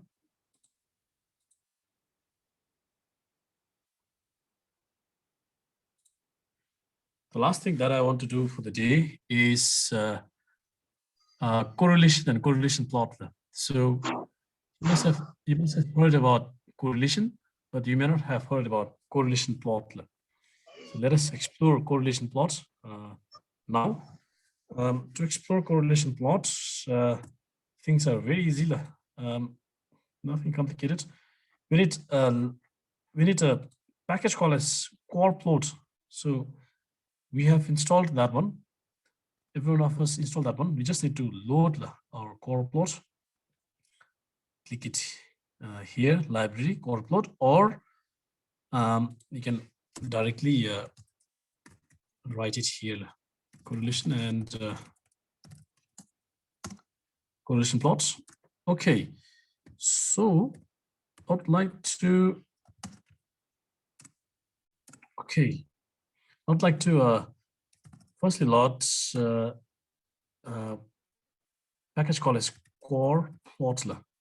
So to do correlation, you do not need to load Ggplot, but in order for our results, correlation results to be seen in the plot, we have to use the package Ggplot.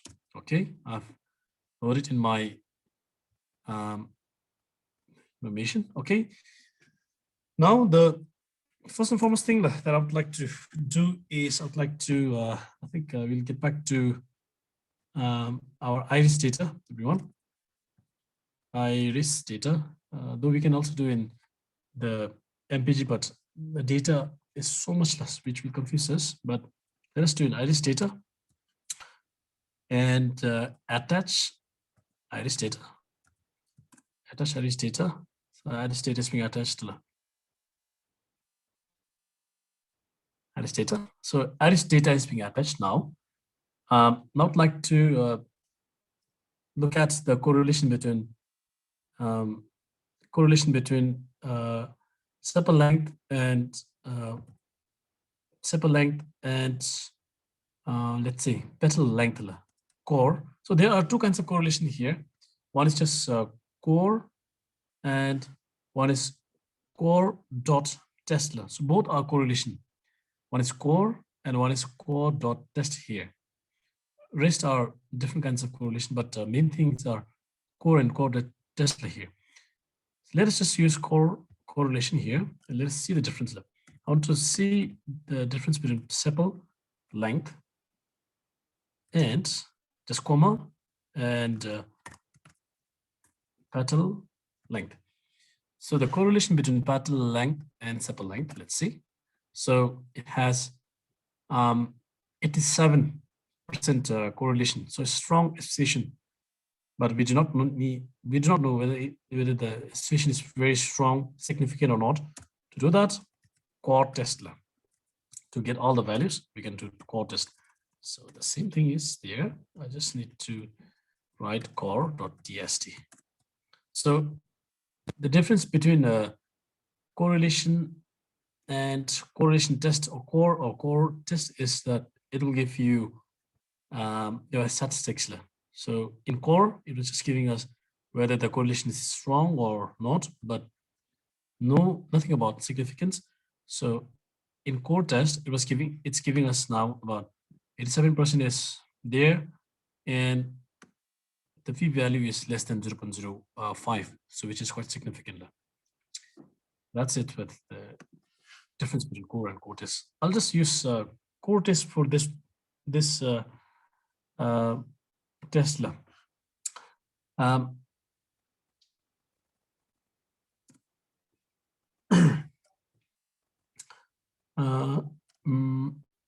So if you want to do correlation between core test between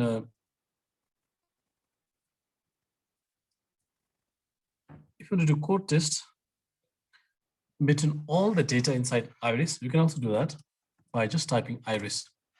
So I'd like to do correlation test between all the data inside iris. So just do it, and so okay.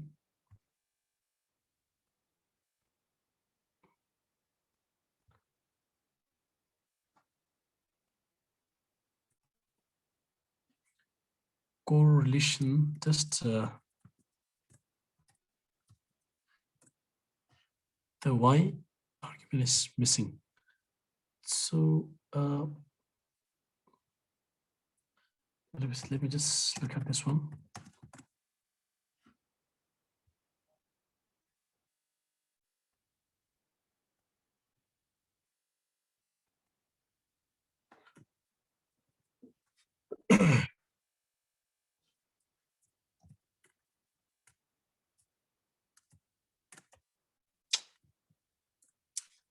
Okay, core, sorry, something is wrong between iris. Okay. I think maybe because the iris data is attached. Sir? Yes, Dr. Jui. Maybe Yes, because yes. of that. Maybe we could It's not detach attached it. mostly. And, yeah, maybe detach it and yeah. Detach, mostly. Oh, Thanks. I think we'll not detach. I think spelling is wrong again. Yeah. Sorry.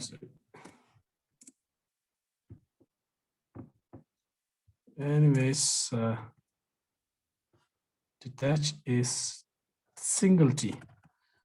Okay. Okay. Thanks. So, okay. I think this is the last thing, everyone. So let's have slight patience with me, because we're just going to see something quite interesting from here. Iris. Okay. With argument in code test default iris.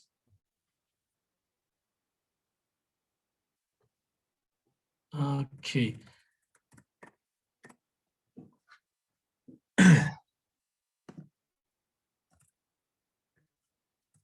Code test, and let's see MPG if it's not working. Or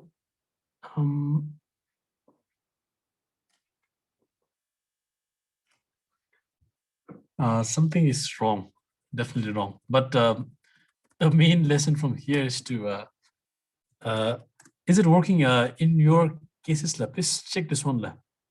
Just type core.tst, and we'd like to look at correlation between all the iris data. Is this working now? Okay.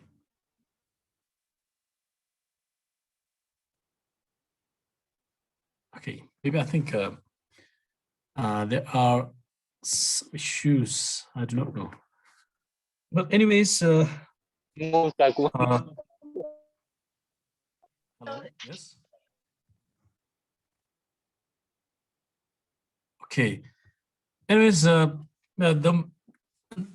interesting result that we could have got from here is you see different correlation. You get different correlation plots. I really wanted to show you this one. I do not know why it did not work, but let me just show you the actual result that you should be getting from here.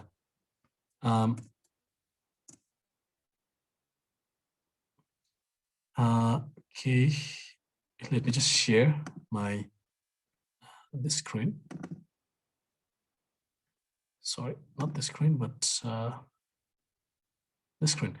I was trying to make this kind of plots here, correlation plot. Okay, the results should come out like this. So we can also explain the correlation between each and every individual. But correlation plots, the library or the package that we loaded called as Ggplot should give us this one, just one comment where we're looking at all the blue ones are positively correlated, all the red ones or brown ones are negatively correlated, and bigger the size of blue, the strongly positively correlated the variables are, and the smaller or the lighter the color and smaller the size, the lesser the correlation. So you could try this one, everyone. You can try later this evening. You should get an awesome relationship. I do not know why it's not working in my case, but it should work. So this is the result that I was trying to show that time, but it did not work. This is the first thing. It used to work, but I do not know. Today, probably I think the function that you need to type this evening can be, for example, like Ggplot, give or assign the object to Ggplot. Can be plot or CP or CT. It's on you. And as when you're done with this one, then type Ggplot, then do the CT. So this is the result that you should be getting. Nothing complicated, just that you need a result from correlation test, and this result is safe in or given a direction to CT, and we are doing the correlation plot of CT. So at last you should be getting a beautiful correlation plot that I've just showed you. Can't see the graph, is not visible. Okay, again I'll show. Thank you for reminding me. Okay, can you see the graph? This graph, this is the graph that I was trying to show here. Can everyone see that? Can you all see this graph? Yes, so thank you. This is the graph that I was trying to show. More blue, positively correlated, and more red, negatively correlated, firstly.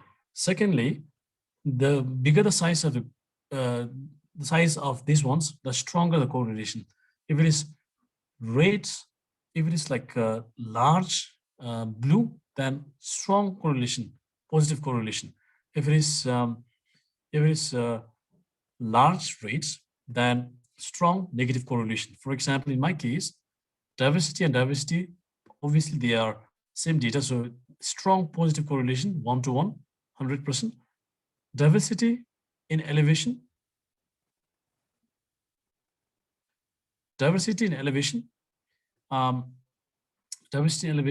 then we are seeing slightly negative correlation. So this kind of map can be deduced from Ggplot here. And again, I think the reason why it did not come was I need to do some data subsetting here, because iris data, if you look at the iris data, view iris, the iris data has species as categorical value. So categorical, we cannot, as you all know, that we cannot do correlation. So that's why it's not appearing. But if you do some sort of subsetting, we can do. I think it's not fair to leave it half emotional. Subsetting better then. I think core data. So core data is basically iris, and to subset the data, you use this bracket, square bracket. Everyone,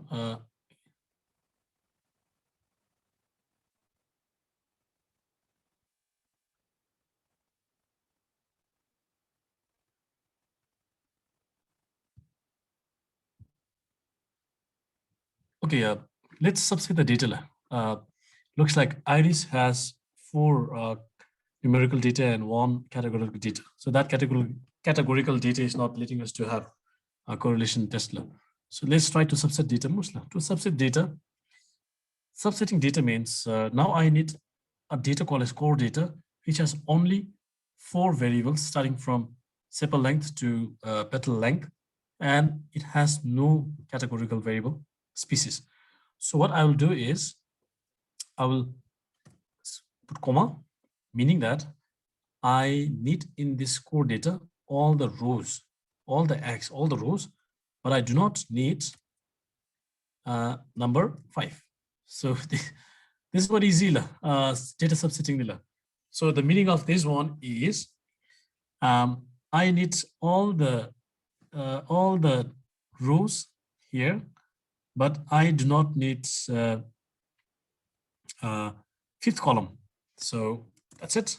And if you are viewing our core data, then we should be seeing only 4 variables. That's called subsetting. So we can subset basically using this function, this not function, but this bracket. And this is saying that, okay, I need a core data or correlation data, which is from iris. And from iris, I want all the rows, but I just need 4 columns without column number 5. So subset B, and let us now check if it really was because of so core data. So CT is a correlation test for core data. Still, something is missing. I do not know what, but something is really missing. Error in core test. Let's see. Okay, let's see Ggplot. Okay, so I think we're still getting here. I think the correlation was core test was not working during that time. Let me check out directly from iris without even subsetting. Should work even without subsetting. Core iris. Oh, it's not working because iris has species column, which is. But the main thing that I was trying to do from the correlation plot is to show this one. So I'll go again. I'm very sorry for confusing you all, but I'll explain. I'll do my justice. I wanted to do a correlation test. Now I also wanted to show my results from correlation test in terms of correlation plot. So I loaded a library and a package called as Ggplot, and my data set that I was using was iris. I do not have to detach or attach, so it's okay. Now I view, and it was like that. Now I try to see the difference between correlation and correlation test through core and core test, and I found that they were having strong correlation. Now this time I'd like to see between all, not just between two things, but between all. But when I was trying to see between all, I could sense that my iris data was having numerical as well as the categorical, or yes, the factors here, which is quite difficult for us to look at the correlation because these are not numbers. So what I did was I subsetted the data. So Madam Pimo from Japan was asking about subsetting. So this is how to subset the data. We just use Anila, this bracket. I could also do subsetting from, let's say, this is also one way to avoid fifth column, or just to say that I need from column number 1 to 4, no negative mostly. This is also one way to see that. And the other easiest way to say that is -5. So I do not need fifth column, so -5, but I need all the rows. And I subset my data, and I was viewing my core data, and it was doing absolutely fine without the species column over here. Now at last, I was giving having the correlation. So you need, for the correlation plot, you need to have correlation data. So I did correlation of my core data, which was here, which is now the iris data without species. So I did correlation of core data, which is saved in city. And at last, I did correlation plots for city. And at last I got this result here. So which is quite wonderful. So I'm just trying to check this result. And it says that sepal length and sepal length, yes, 100% correlation, and even the scale is 100. And sepal length and sepal width, slightly negative correlation. Maybe I think when sepal length is growing, sepal width maybe decreasing slightly, but very not strong. Again, most of the correlations are positive. So mostly, so this is just to generally see that, okay, mostly are positive correlators. So you can directly see that these data are somehow matching with each other. So if you have any doubts, and if you do not have any doubts, that's it. I do not want to prolong. So normality test in our,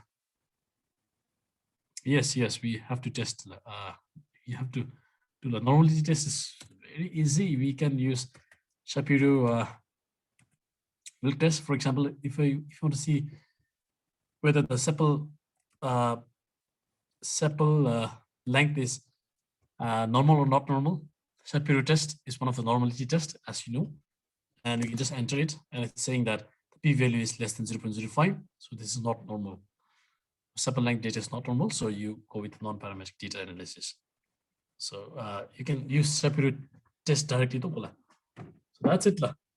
This is to be covered by next session.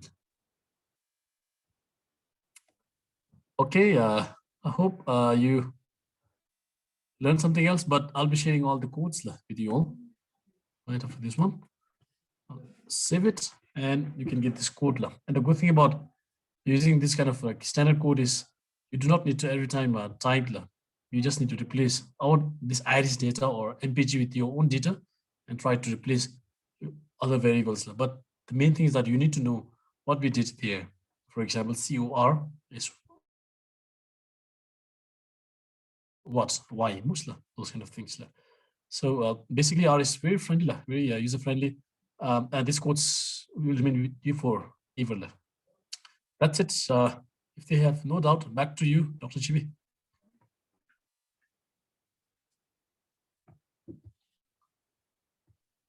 Okay, Les, thank you so much. This was, I think, for me, it was a wonderful session. I do not know about others. I hope Ugyen sir will be here with us till the end. And I would like to, I think, if you are not here, we'd like to thank you. But I hope you'll be here. So we'd like to thank afterwards as well. Thank you so much, Les. Thank you. I'll see you all. All the best. All the best.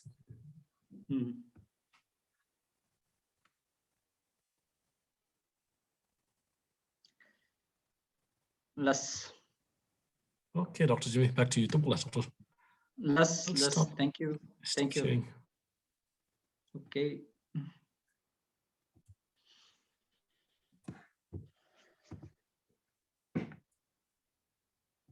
Les.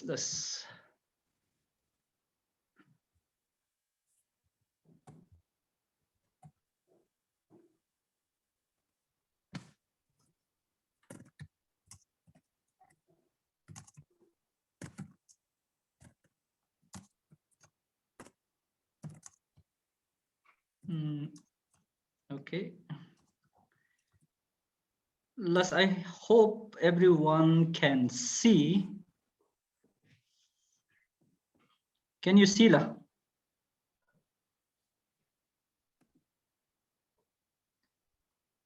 I'm not sure. Yeah.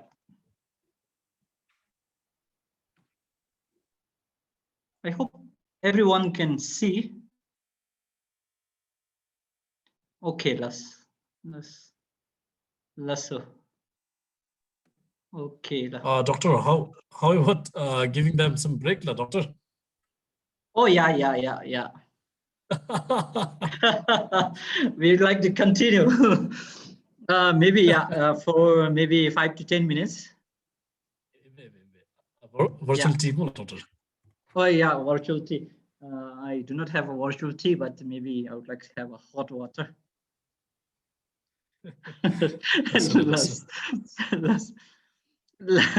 Less. So maybe we'll take a break of, let's say, 10 minutes, because I think we want to cover as much as possible.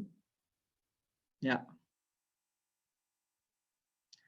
Lalu give 15 minutes break, Lola. So 15 minutes is also okay. Yeah.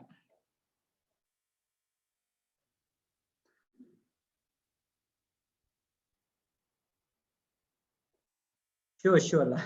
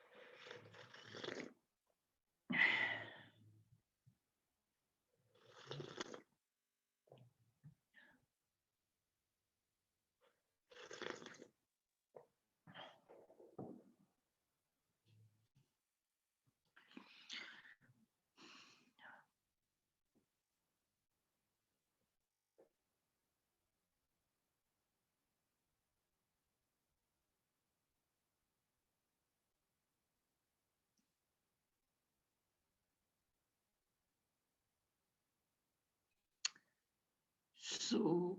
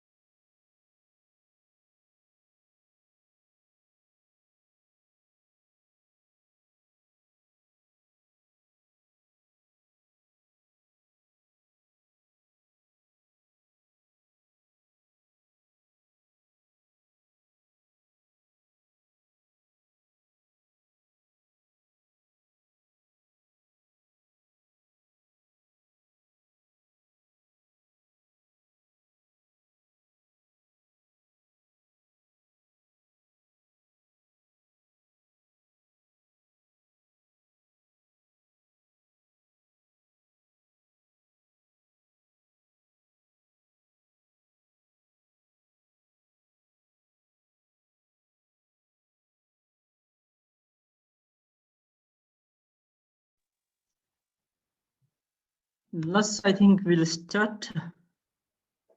Shall we?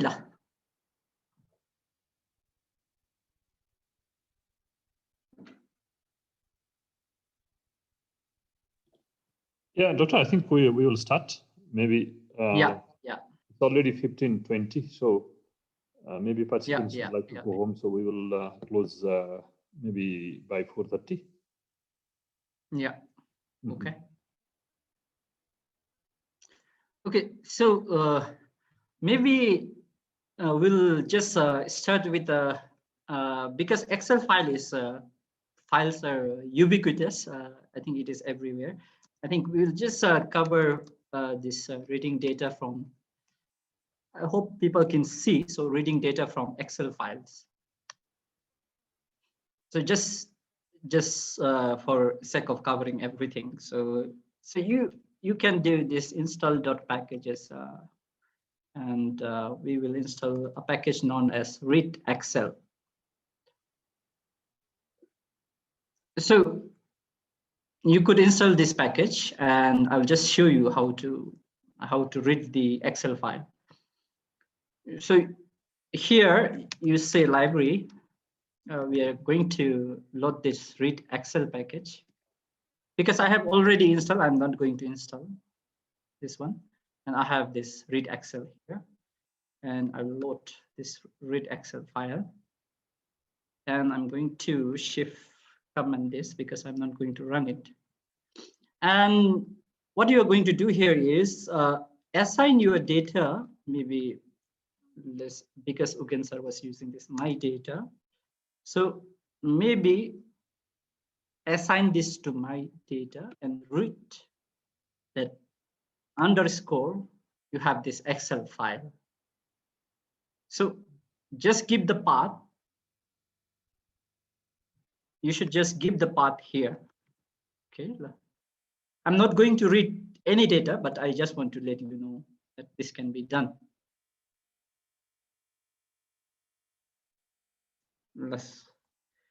So I will cover some inferential statistics. So Ugen sir mentioned about this normality test, but most of the time, whether the data is normal or not normal, you should be knowing from your, especially histogram, whether the data is normally shaped or not. And to really confirm, you have Shapiro test, and you have like this Kolmogorov Smirnov test, but we'll not go into details about those things. But the simplest one is you could do this Shapiro test, and you could just specify the data that you are using.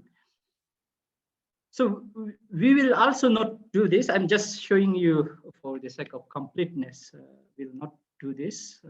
Just comment it out. And I think we'll go into the crux of the matter, and I'll just show you a simple regression. Yes, simple regression. And for the simple regression, I think we'll use a data known as trees. Maybe many forestry people are here, so we can use this data known as trees. And if you look at this data frame, you have 31 observations with 3 variables of girth, height, and volume. Yes. So if you want to load this data, we have load this data trees. We want to load this data. And if you want to just see few number of this first few rows, we could say trees, and we want to subset actually around 5 data. And this is for the 1 to 5 rows. We are specifying 1 to 5 rows. And we could see their girth, height, and volume, the first. Or you could use this hit to see the first 6 rows. So just to check the few graphical values of this trees, let's see the girth. Okay, it is maybe a little bit positively skewed. And we want to also see Hist. This function is for histogram is Hist. So by now, I think you will know Hist. And we want to see height as well. We want to see how GERD could predict the height. So actually, if you want to plot, just say plot trees, then we want to actually predict the height. So we'll take the height and especially this is XY. So XY, so we'll say GERD and trees. We want to predict the height. Okay. So you get I hope you're able to follow. So we get the plot, a scattered plot actually.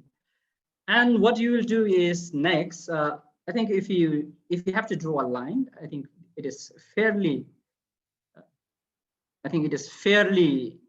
there is a linear relationship, and we want to see whether the GERD can predict the height. So we want to actually run a regression, simple linear regression for, let's say, regression. So we want to run a regression. So regression, we want to assign this into reg 1 and say regression is a linear model. We say LM, then open the bracket, and we will have actually the dependent or the response variable, because we want to have this height predicted by the GERD. I think this is the right spelling, GERD. And we want to specify the data.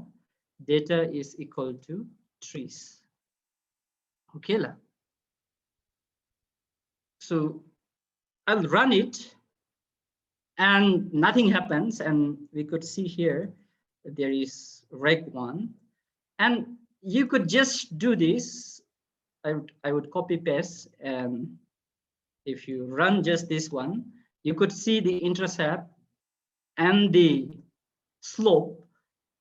But to just by assigning this to reg 1, where our object, you could actually do so many things. If you just press reg 1, if you print it out, you'd exactly get the same thing, like intercept and intercept as well as the GERD. So why we are doing this is just because we want to use this summary function that was introduced earlier to reg 1. So if you do this reg 1, and you have a really useful, actually, really useful thing going on here. Okay. So if you look at this one, summary of that one, they are giving this LM formula, whatever we have specified, and also some residuals with specifying everything. And you have this, actually important thing is in intercept, not so useful, but if you look at the GERD, I think we can say that it is let's say that it is highly significant. So your GERD is actually a really good estimator of the height of the trees. So if you look at the multiple R squared, it is actually the correlation coefficient. So if you look at this, actually it is explaining about around 26% of your the model fit. So the GERD is explaining about like 26% of the height. So any questions? I think we are able to do it now. Any questions till now? I think we are able to do it. So I will just go up and maybe I'll just run it again once more, because everyone should be clear. So we use this LM function, but LM function will just, we said we'll just get this result, and it is not so useful. So we want to look at the p-values. As a researcher, everyone is after this p-value. So we want to look at this p-value. And this p-value, if you assign it to an object, you have this rec1. And if you do this summary, so you have this very elaborate explanation of all these variables. Okay, and you have p-value of 0.0027. And if you consider 95% confidence interval, I would not want to go into details, but if you have specific questions, please let me know. And also you could get confidence interval for this thing. You could get the confidence interval, let's say confidence interval of rec1. So good. So 95% confidence interval is from like the slope is from 0.39 to 1.71. And also very useful thing is less anything la nothing less the useful thing to do with this regression is correlation gives just only the strength of the relationship, but especially regression if predicts. So you want to predict it, and let's say predict values. Predict values. Let's say we are going to predict some values. I want to maybe make it bigger. Some predict values based on our regression. Based on our regression. So if you want to predict something, you could say just if this one predict and regression 1. So you get very elaborate. This just says if you have girth of 1, I'm not sure how it was measured, maybe centimeter. I'm not sure how it was measured, but if you have a girth of 1, like you would have 70.78. I'm not sure how it is measured, but if you centimeter or inches, it is predicting girth if it is 1. If it is like girth like 7, it is like predicting that the girth, the height will be 73.63. It could be centimeter or anything. And if you, also what you can do is you could predict and find the confidence interval. For example, rec1, we want to this into interval, 95% interval. So it is a prediction, right? So we could predict the confidence interval. How accurate are we? So here it is a future response. So it is predicting future response. So if you look at this, if you have like girth of 1, then you would have around 70, and you have like it would range from 58 to 82. And if you have girth of like 10, it is going to give you a height of 73, and it could range from 62 to 85. The height would range from 62 to 85 for the 95% confidence interval. So for this one, any questions? This is, we are just trying to run a simple linear regression that we want to predict. And also, if you want to predict, but we just want to actually see this regression. If you have specific questions, are we clear?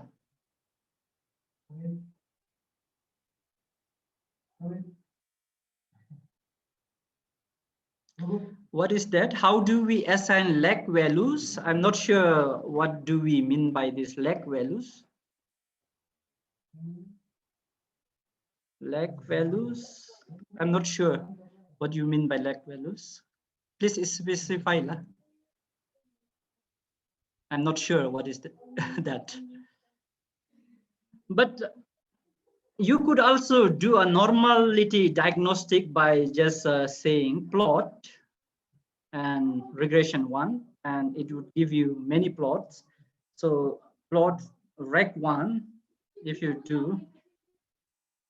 So actually residual and fitted values, actually it should be distributed above and below. So we say that it is normally distributed. And if you look at this one, it is like it should be fairly a linear line, but looks like it is not normally distributed. So we could look at this Ggplot to see whether this one is normally distributed or not.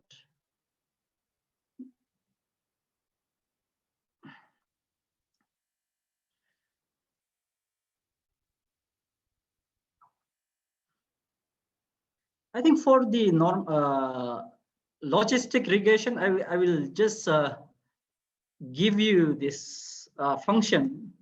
So for logistic regression, maybe you want to feed something, because I'm not sure specific about these the data set, but you would use a GLM, a general linear model, and it would be, you would have a response here, and you would have a response in the sense yes and no.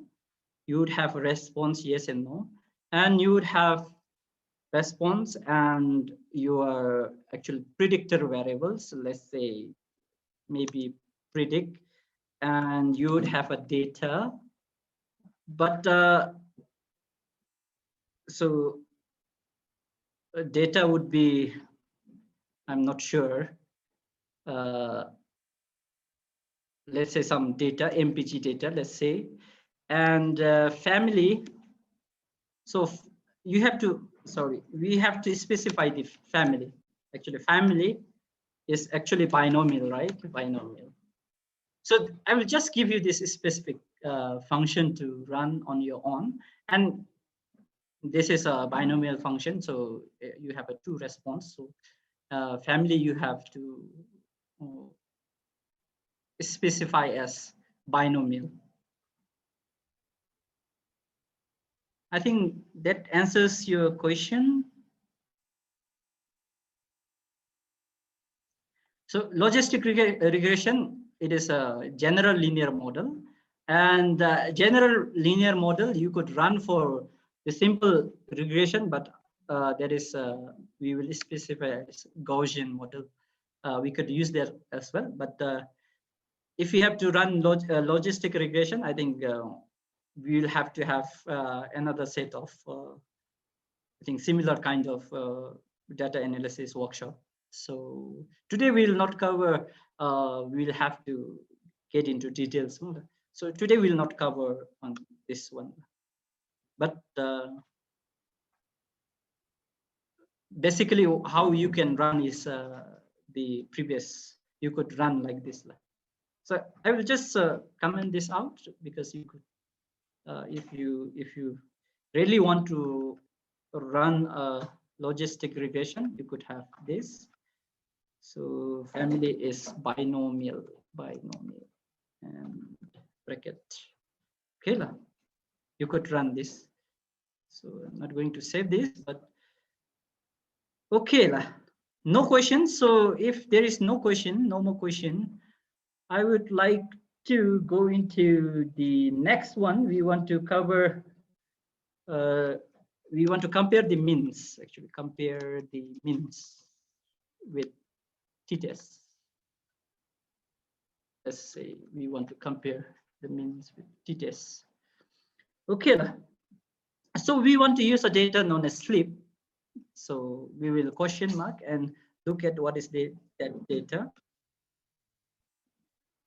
So we have this data with extra, and it is saying that there is a numeric increase in hours of sleep after taking some drugs in them. So this is a factor variable, and maybe there is different drugs given, and extra hours of sleep. How many extra hours of sleep did we get from taking these drugs? So what you will do is we can look at the head of this data, and we are having maybe the first group with the treatment 1, you're getting around 0.7 hours sleep, more sleep, and some of you are getting less hours of sleep just because of taking those drugs.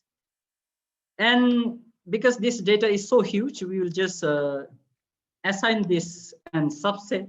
We want to subset the sleep data, and we want to only concern only the 2 columns, 1 and 2. What we will do is just subset this. We are subsetting this. We want to have this only extra and group. We don't need this patient ID, so we will use this ST. And if you want to just use some exploratory analysis, Hist and ST, and you want to see the extra Ggplot by maybe color, let's say, because color, everyone's favorite, maybe this is light gray. So there is no data here, somewhere here, but it is fairly normally, maybe normally distributed, right? So what, if you want to do a box plot, because it is very useful in seeing whether box plot, I'm not very good at this is spelling, so is extra, and we want to see by the group, and data is, we have ST. So if you see this one, there is group 1 and group 2. They have, I think, given 2 drugs. Maybe this might have been control, and this might have been some drugs. Fairly, they are getting, the median is very high, and the median is low here. So what you're going to do is we want to find actually the t-tests with default. We want to do t-tests with all the defaults, I cannot type very well, so defaults. And this one is let's say t.test. Function is very simple. And it is called t.test. So like Uggen sir mentioned earlier, the functions in R is very straightforward. So actually you want to see this extra by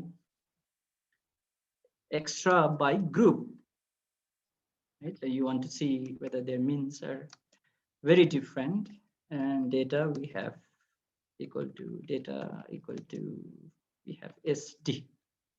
Okay, and we get this Welch 2 sample t-test, and we have like t and negative t value with the degrees of freedom of 17.76, and p value of 0.07, and the alternative hypothesis is equal to like 2 differences in mean is not equal to 0. And they're also giving a 95% confidence interval from -3 to 0.2. And if you see the mean in group 1 is 0.75, and mean in group 2 is 2.33. The difference seems to be fairly huge, but here we could not find any significance, especially if you consider that 0.05 cutoff points. Any questions till now? If you don't have, we will go to the next one. So actually this t-test you could also do with options. T-test with options. T-test with options.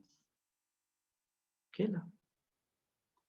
So you could say this t.test extra, you have extra, and you want to, based on the group, how many hours of sleep I get. maybe after taking the drug, soporific drug, no, sleeping pills. I think that is sleeping pills.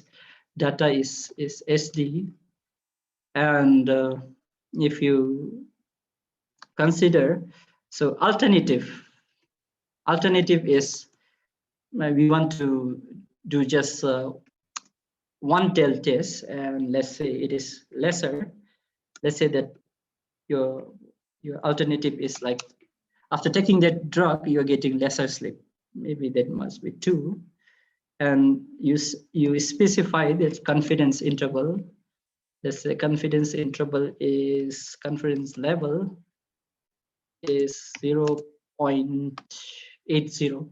Maybe this is very less confidence, but let's just try it with this one. So if you just consider one tail test, you could see that this is only towards one tail. You are saying that this is significant. The p-value is less. Any questions now? And this one can be given as 2-sided. You could do this as well, and you will get the earlier one, and you could also give this one as greater, because if your alternative is greater than 0, so the significant value is jumping really high, saying that we cannot reject the null hypothesis. The 2 difference in mean is greater than 0. So if you say less, you're getting a significant value, p-value 0.05. You could specify this as 90 as well. So very flexible. Any questions we have till now?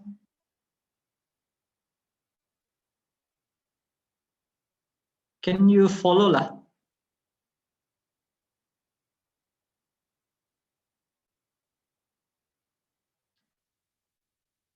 Okay, then let's move on with maybe just for the sake of this exercise, let's say I have some data here. So this t-test with 2 groups. We want to create 2 groups. So let's say we want to have these 2 groups, and we want to assign 2 groups, and we want to assign with a random normal distribution with 30 samples and a mean of 20, and ST equal to 5, standard deviation equal to 5. This is a random number. So Y, let's say you want to assign to R normal. If you want to collect data, you will get mean as well as standard deviation on the 2 groups. You will get those things. So you have 30 samples here as well. And mean let's specify as 22 and ST as equal to 5. So if you want to do t-test, I'm running it, and just if you want to do the t-test, we say X and Y. You could do something like that as well. And we are getting a non-significant value, p-value. 2 difference, your alternative hypothesis is 2 difference is not equal to 0. And if you look at it, and if you want to run it again, because every time you run this, you will get a different data. So you can run this, and you can also run this. If you look at the p-value now, it is almost significant. If you run it again, you are getting around 0.5479. Let's run it again. And somewhere here you are getting like significant t-test of 0.03. Okay, so if there is no question, any questions? Hi. Yes, I have a question. I wanted to know about like, so you showed it for box plot. Can you also tell for like a point and a line graph? Like for time series that we use, point and line Yes. graph. So could you please explain that as well? Thank you. So you want to use a box plot in a line graph? No, it's besides box plot. I'm talking about a new line and a point graph. Like for example, for a time series, like I'm just talking about a new, like a line graph with points in it. I think you would need I think time series data to show the line graph, but yeah. If I get it correctly, Yeah. could you repeat it once again? You want to show a line graph, right? Yeah, I want to show a point in line graph, like you said, write it for a time series data. For example, like there are years and then there are a number of fires. So in which year the fire has occurred, like to show it with the time series, like since 100 years, you know, so how do we do that? Like, do we have to include two functions in it, like a point and a line graph? Can we do that? Like, yeah. Probably, I'm just guessing now because I don't have the time series data, but Yeah. I think you would do something like maybe if you want to have this time series data, you could use plot and that time series data. Yeah. Right? You have, yeah. Let's say this is, you have assigned to times, then you could say that times, yeah. and you could do this plot, okay? Because I don't have data, I'm just, yeah, I get it. Yeah. And if you want to have this line, you have, there is some function on this AB line, no? AB line. Yeah. And this one you could, you just assign this to plot. Okay. Let's say you plot and you have this time series data, no? It will plot. Yes. So what you can do is, if you want to connect all those, you could say AB line. You want to have those line going through that, showing trend line, right? Yes. Could, Yeah, AB exactly. line, and you could just say you have this plot, and I think this should get it. Okay. Thank you. Thank you so much. Okay. Doctor, if I just add on plotting time series data, you can use a function called as plot.ts. I've written in the comment. So that's specifically for plotting time series data. Plot.time series ts. Okay. I haven't actually plotted any, but I guess that could be done. Yeah. Any more questions?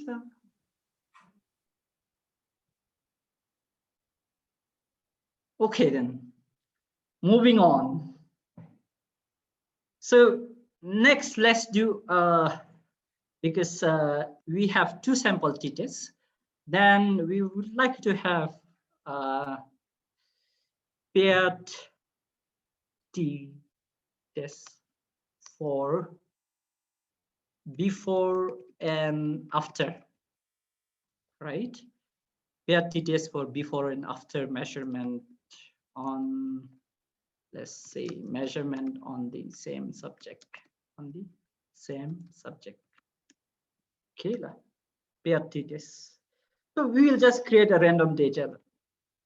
Create a random data. Let's create a random data. And T1, let's say, okay, the measurement before, let's say maybe treatment, any treatment you want to give. And let's T1, and we will say R normal. And let's say we have taken 50 data, and mean, let's say we have around 52. And SD equal to 6. So this one is for the time 1 or the before one, before. Let's see. So if you're following with me, please type this out. And you want to find the difference.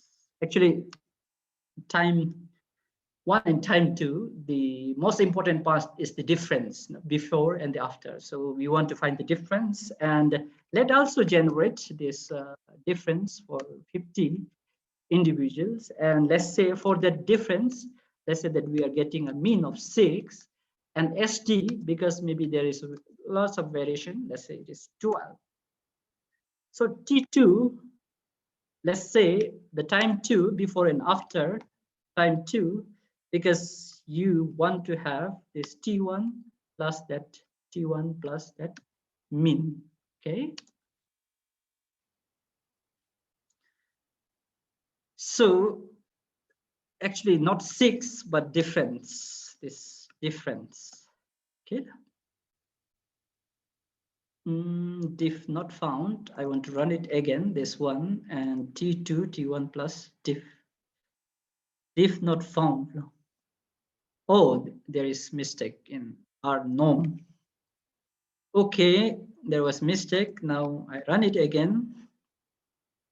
And if you look at the histogram, let's check the normality using histogram, T1. Okay, fairly normally is distributed, maybe some right skew. And let's see histogram of this difference. And we want to look at the T2 histogram, T2. So T2, okay. So fairly normally distributed, but difference not so normally distributed. And T1 maybe normally distributed a little bit, but there is a little bit of skew here and there. Left is skewed here, but yeah. Okay, that was a basic exploratory graph. And what you want to do is we want to pair this pair t-test, and we want to have it as data frame. Data.frame, because I think in the earlier class we said that it is always in data frame. So we want to see T2. So if you want to look at the structure, we want to say pair. We want to see pair structure, you're getting like that. Okay.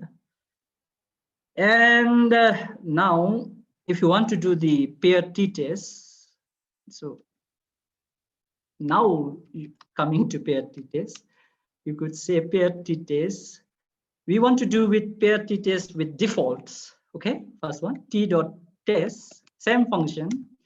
And we want to include the after one before and then T1. And we would like to say that paired is equal to true. Yes. We want to say that t.test, T2. I hope I'm not going so fast, but if I'm going so fast, please let me know. So the function is t.test, then T2, we want to, after we want to put it before, and then T1 paired equal to true. Okay, let's run it once again. So it is like, it says highly significant at like 0.000 some 99. So it says that it is highly significant, and true difference is not equal to 0. No?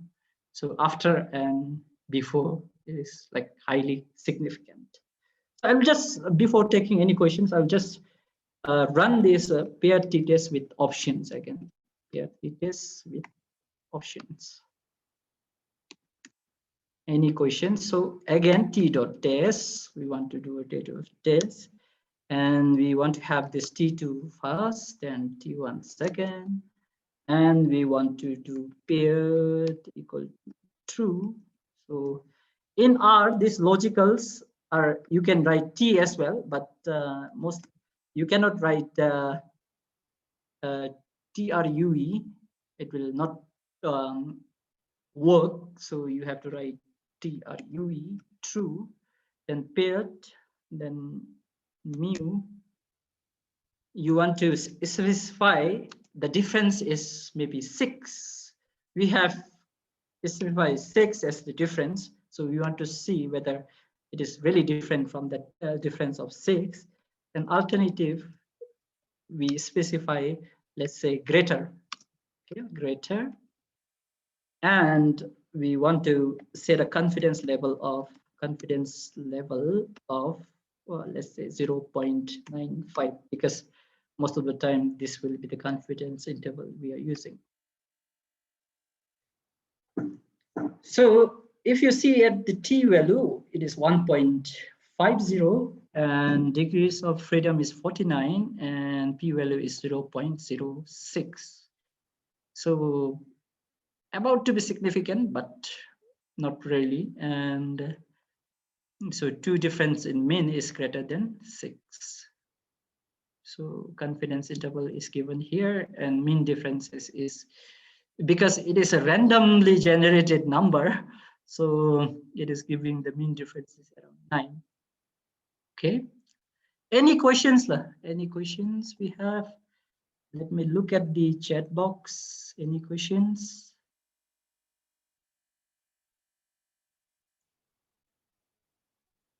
Any questions till now?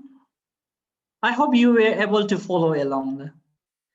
And these random generators will actually change all the time I run, if I run it again. So I have created the T1 with the 50 individual. And if you collect from the 50 individual, you will get one mean, right? Mean. And also the variation, standard deviation you will get. But for the difference, I have given difference as mean is 6 with a standard deviation of 12 and 50 individual. For the T2, I'm just saying it is the data value that is generated from the first random number generator, and I'm just adding the differences.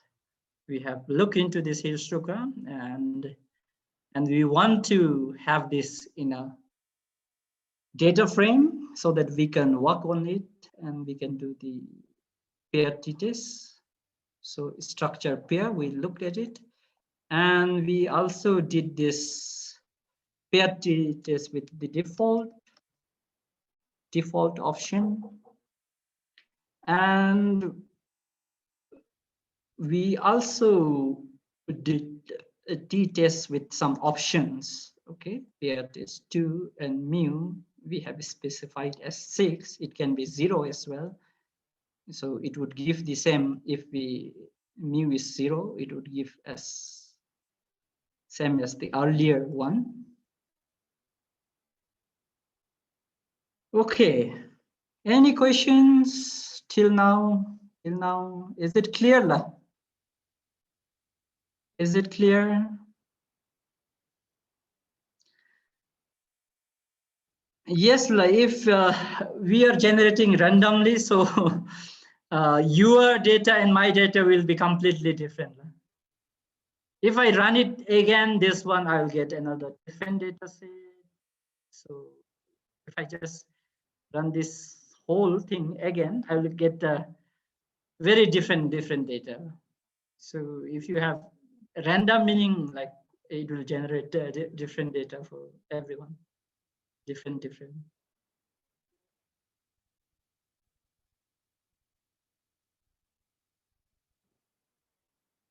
Okay. So we have finished with the t-test. So if we are done with the t-test. So if you have done, everyone are comfortable with the t-test, we want to compare means with 3 or more groups.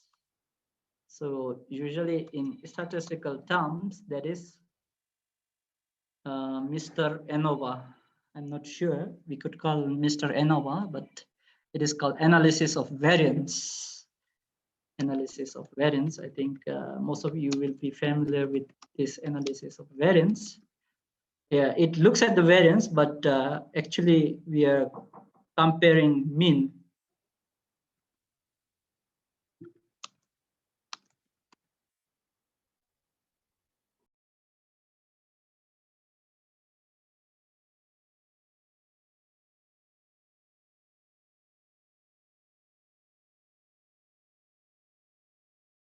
Okay, so we said we'll compare means with 3 or more groups, analysis of variance.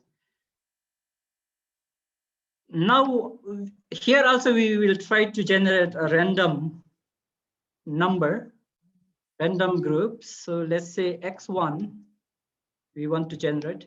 Please follow along with me now. X1, we want to generate a random number generator, and we want to use 30 people and mean with let's say 40, ST equal to let's say 8, and we want to maybe keep this ST. Maybe let's type it out first, X1, then X2.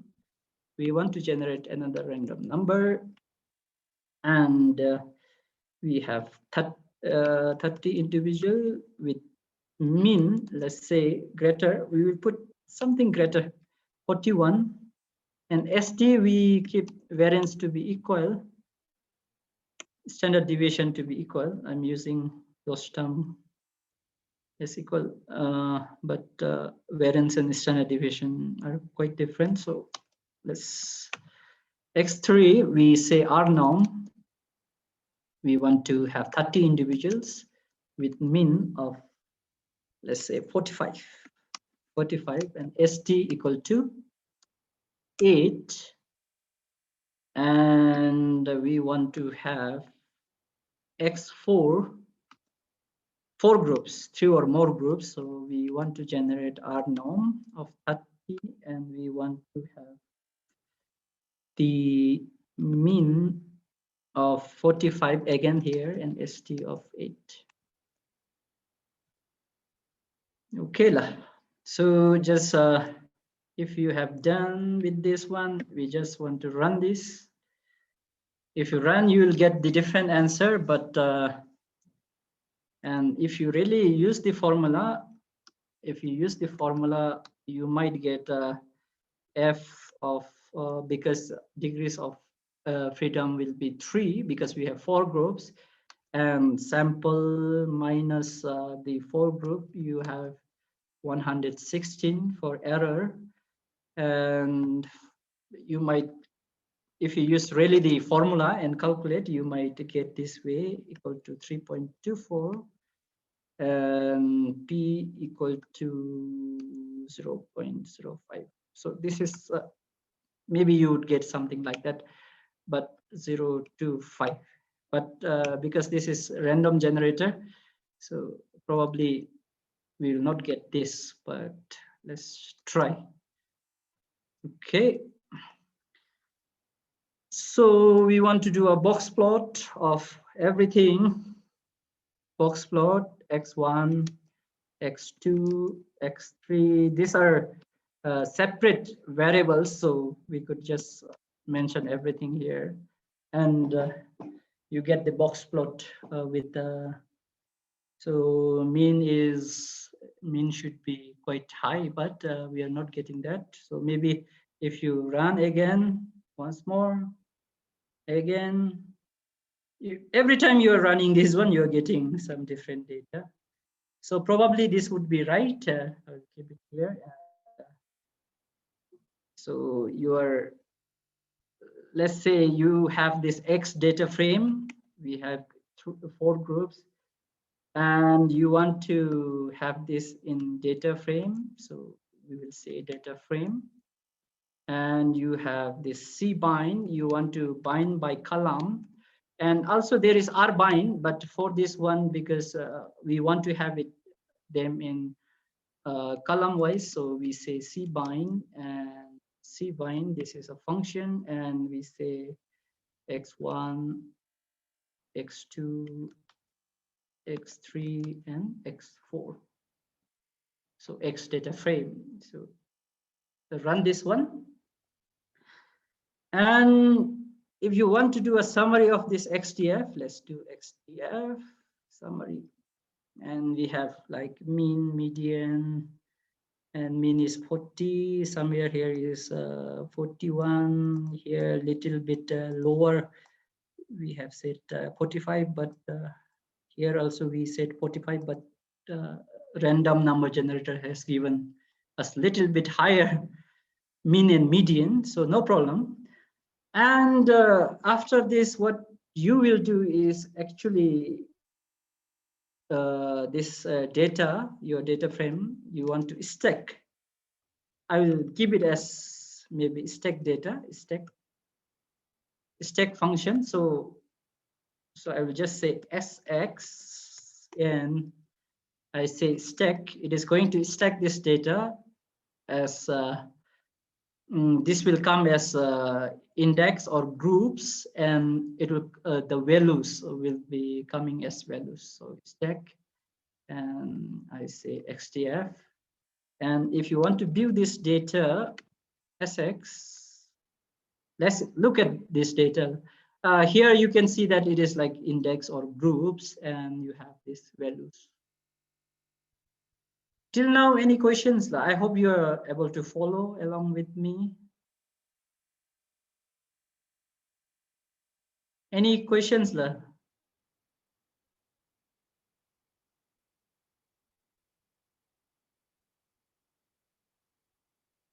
So no questions.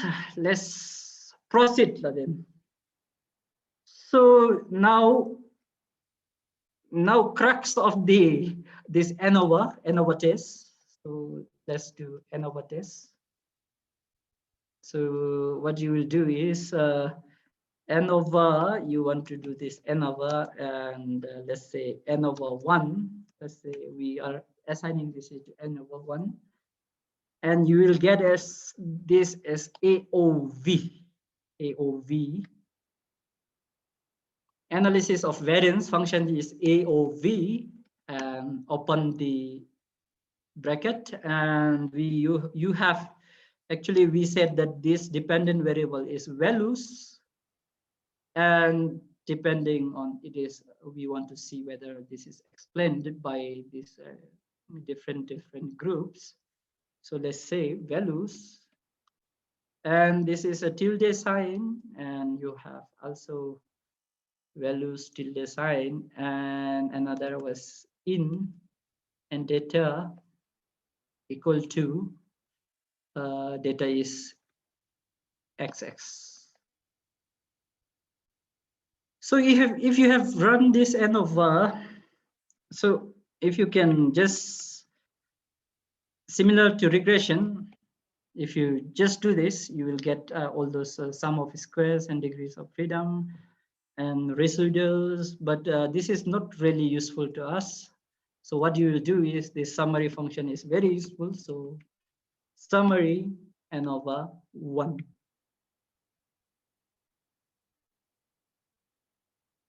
So here we are saying that three groups, they are really significant. The means that is there in these three groups are really different to each other. Any questions? Any questions till now?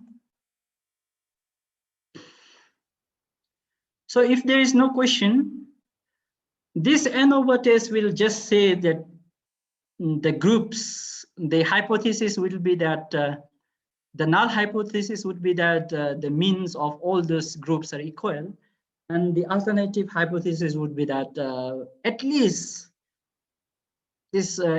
two different groups are different.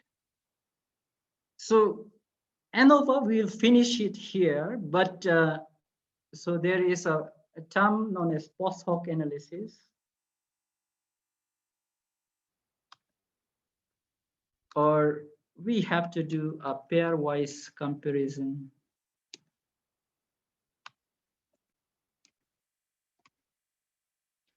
Pairwise comparison.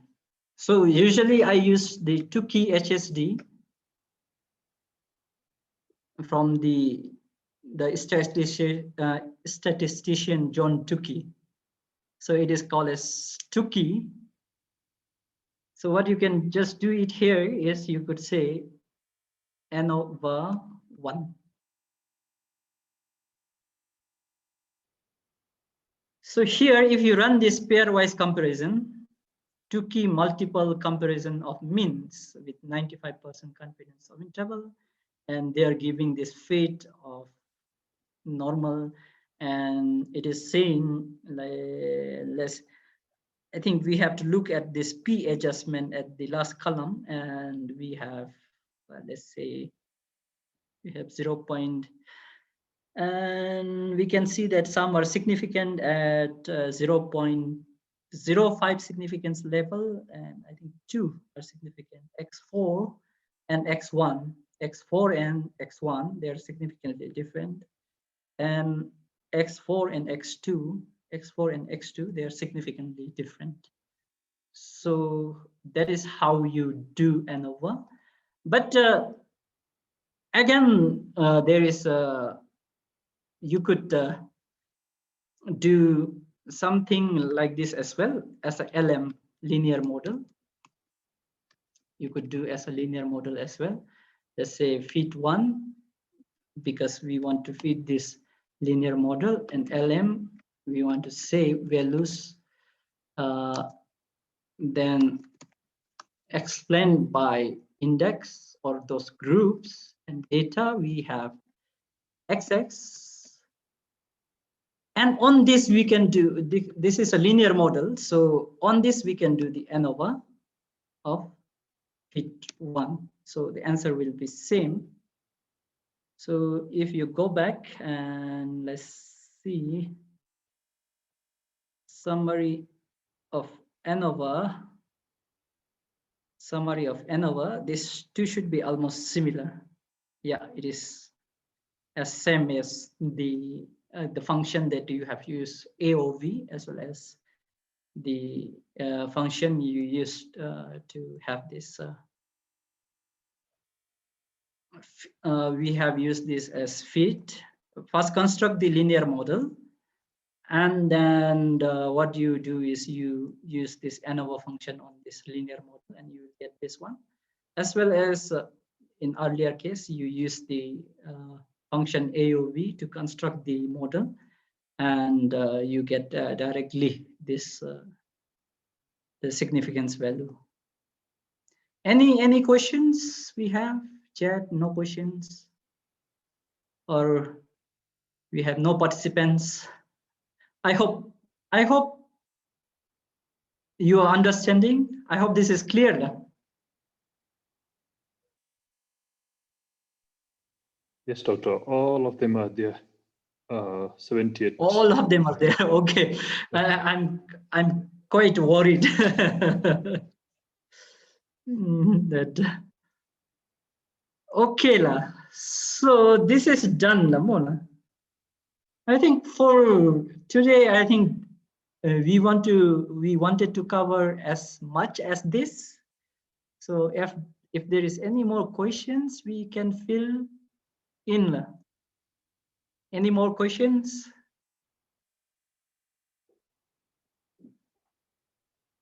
I hope this was helpful. So if you have any more questions, I would like to check. Otherwise, this is the, so this pairwise comparison also, you could use this ANOVA, and you could assign this to ANOVA 2, and then you can run it, and 2-key HST, you can do this one to ANOVA 2 as well. So it will give the similar result. I think it is saying it is not a data frame, so I think we cannot use it here, but only for the 2-key HST, you can only use for the earlier analysis of variance. So we cannot use it here. It is saying ANOVA data frame, so we cannot use it. I think it uses only for AOV function.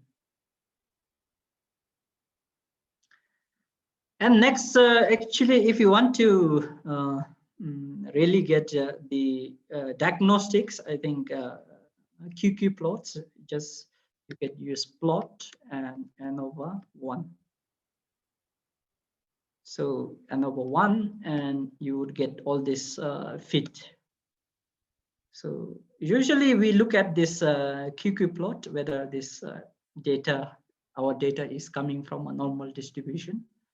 So you could use this, as well as you could look at this residual as BS fitted values. So it should be, the data should be normally distributed with no pattern. And but for this Ggplot, at least it should be having a linear pattern. But I think we have some outliers here that is going off the line. So we'll not look at this one, but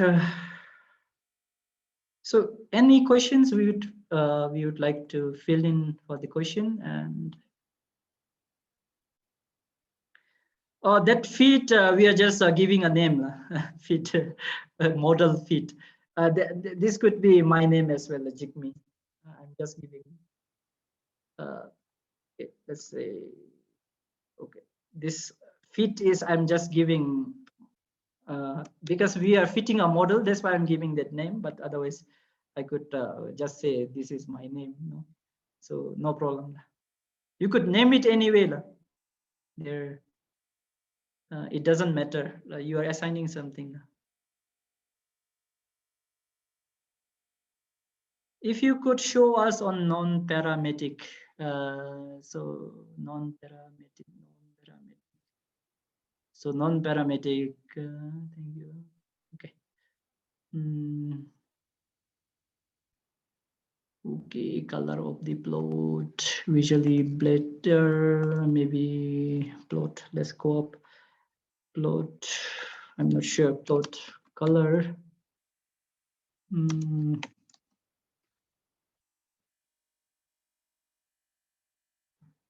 Color, I'm not sure, visually better, the Mionga Mashila.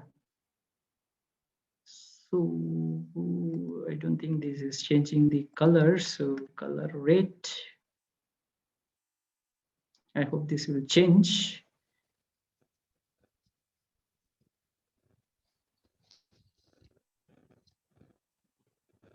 Object red not found. I'm not sure. Plot ANOVA. This is not visible. Plot ANOVA.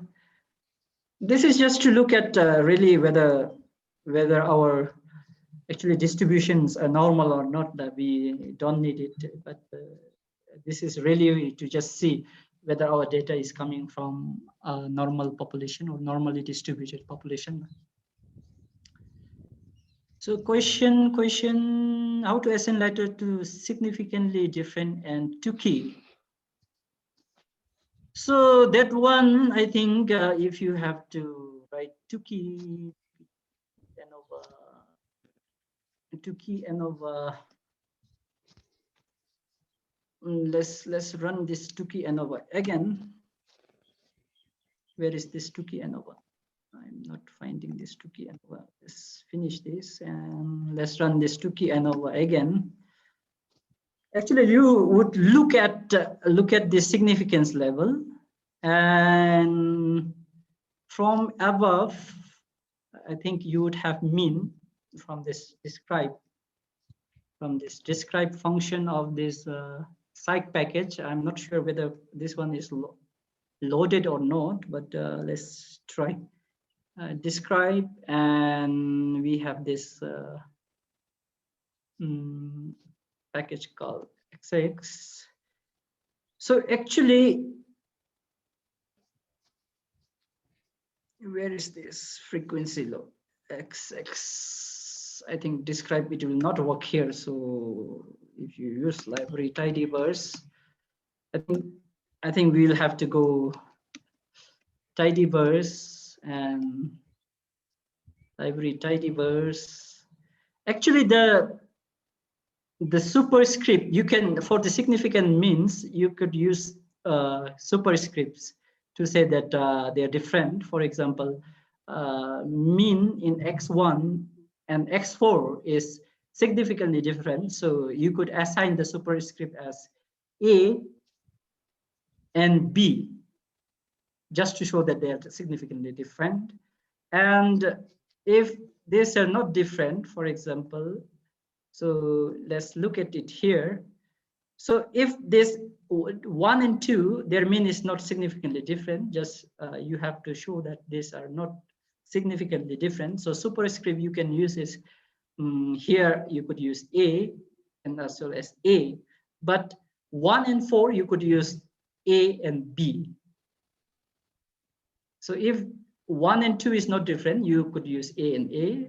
If 1 and 3 is also not significantly different, you could use A and A. If only significantly different, you could use different superscripts. I hope that clears, but I think we do not have much time to explain in detail this one. If I have to use this tidyverse and find this all those I think means, I think that is going to take us more time, because already it is 4:32 and I think it is a closing time as well.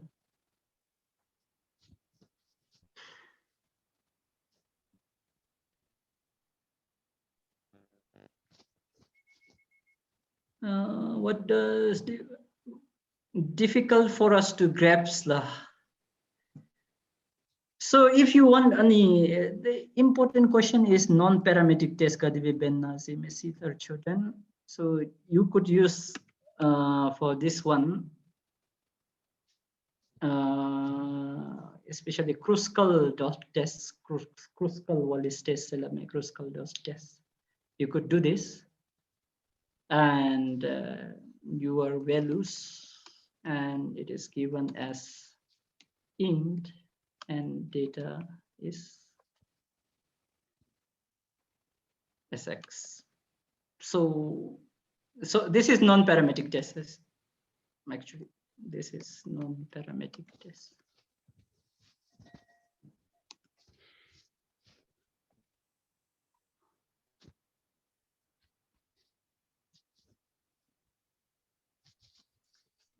Any more questions, lah?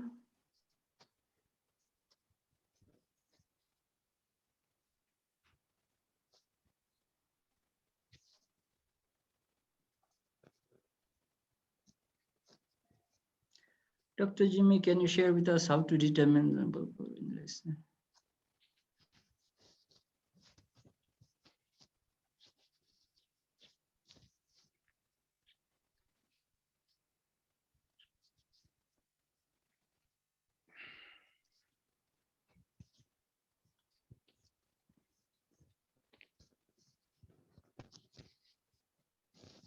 Sample sign, log transformation, how to perform log transformation and data. I think there is function log transformation. They have function as is log. If you want to really transform your data into log, so you could use this function.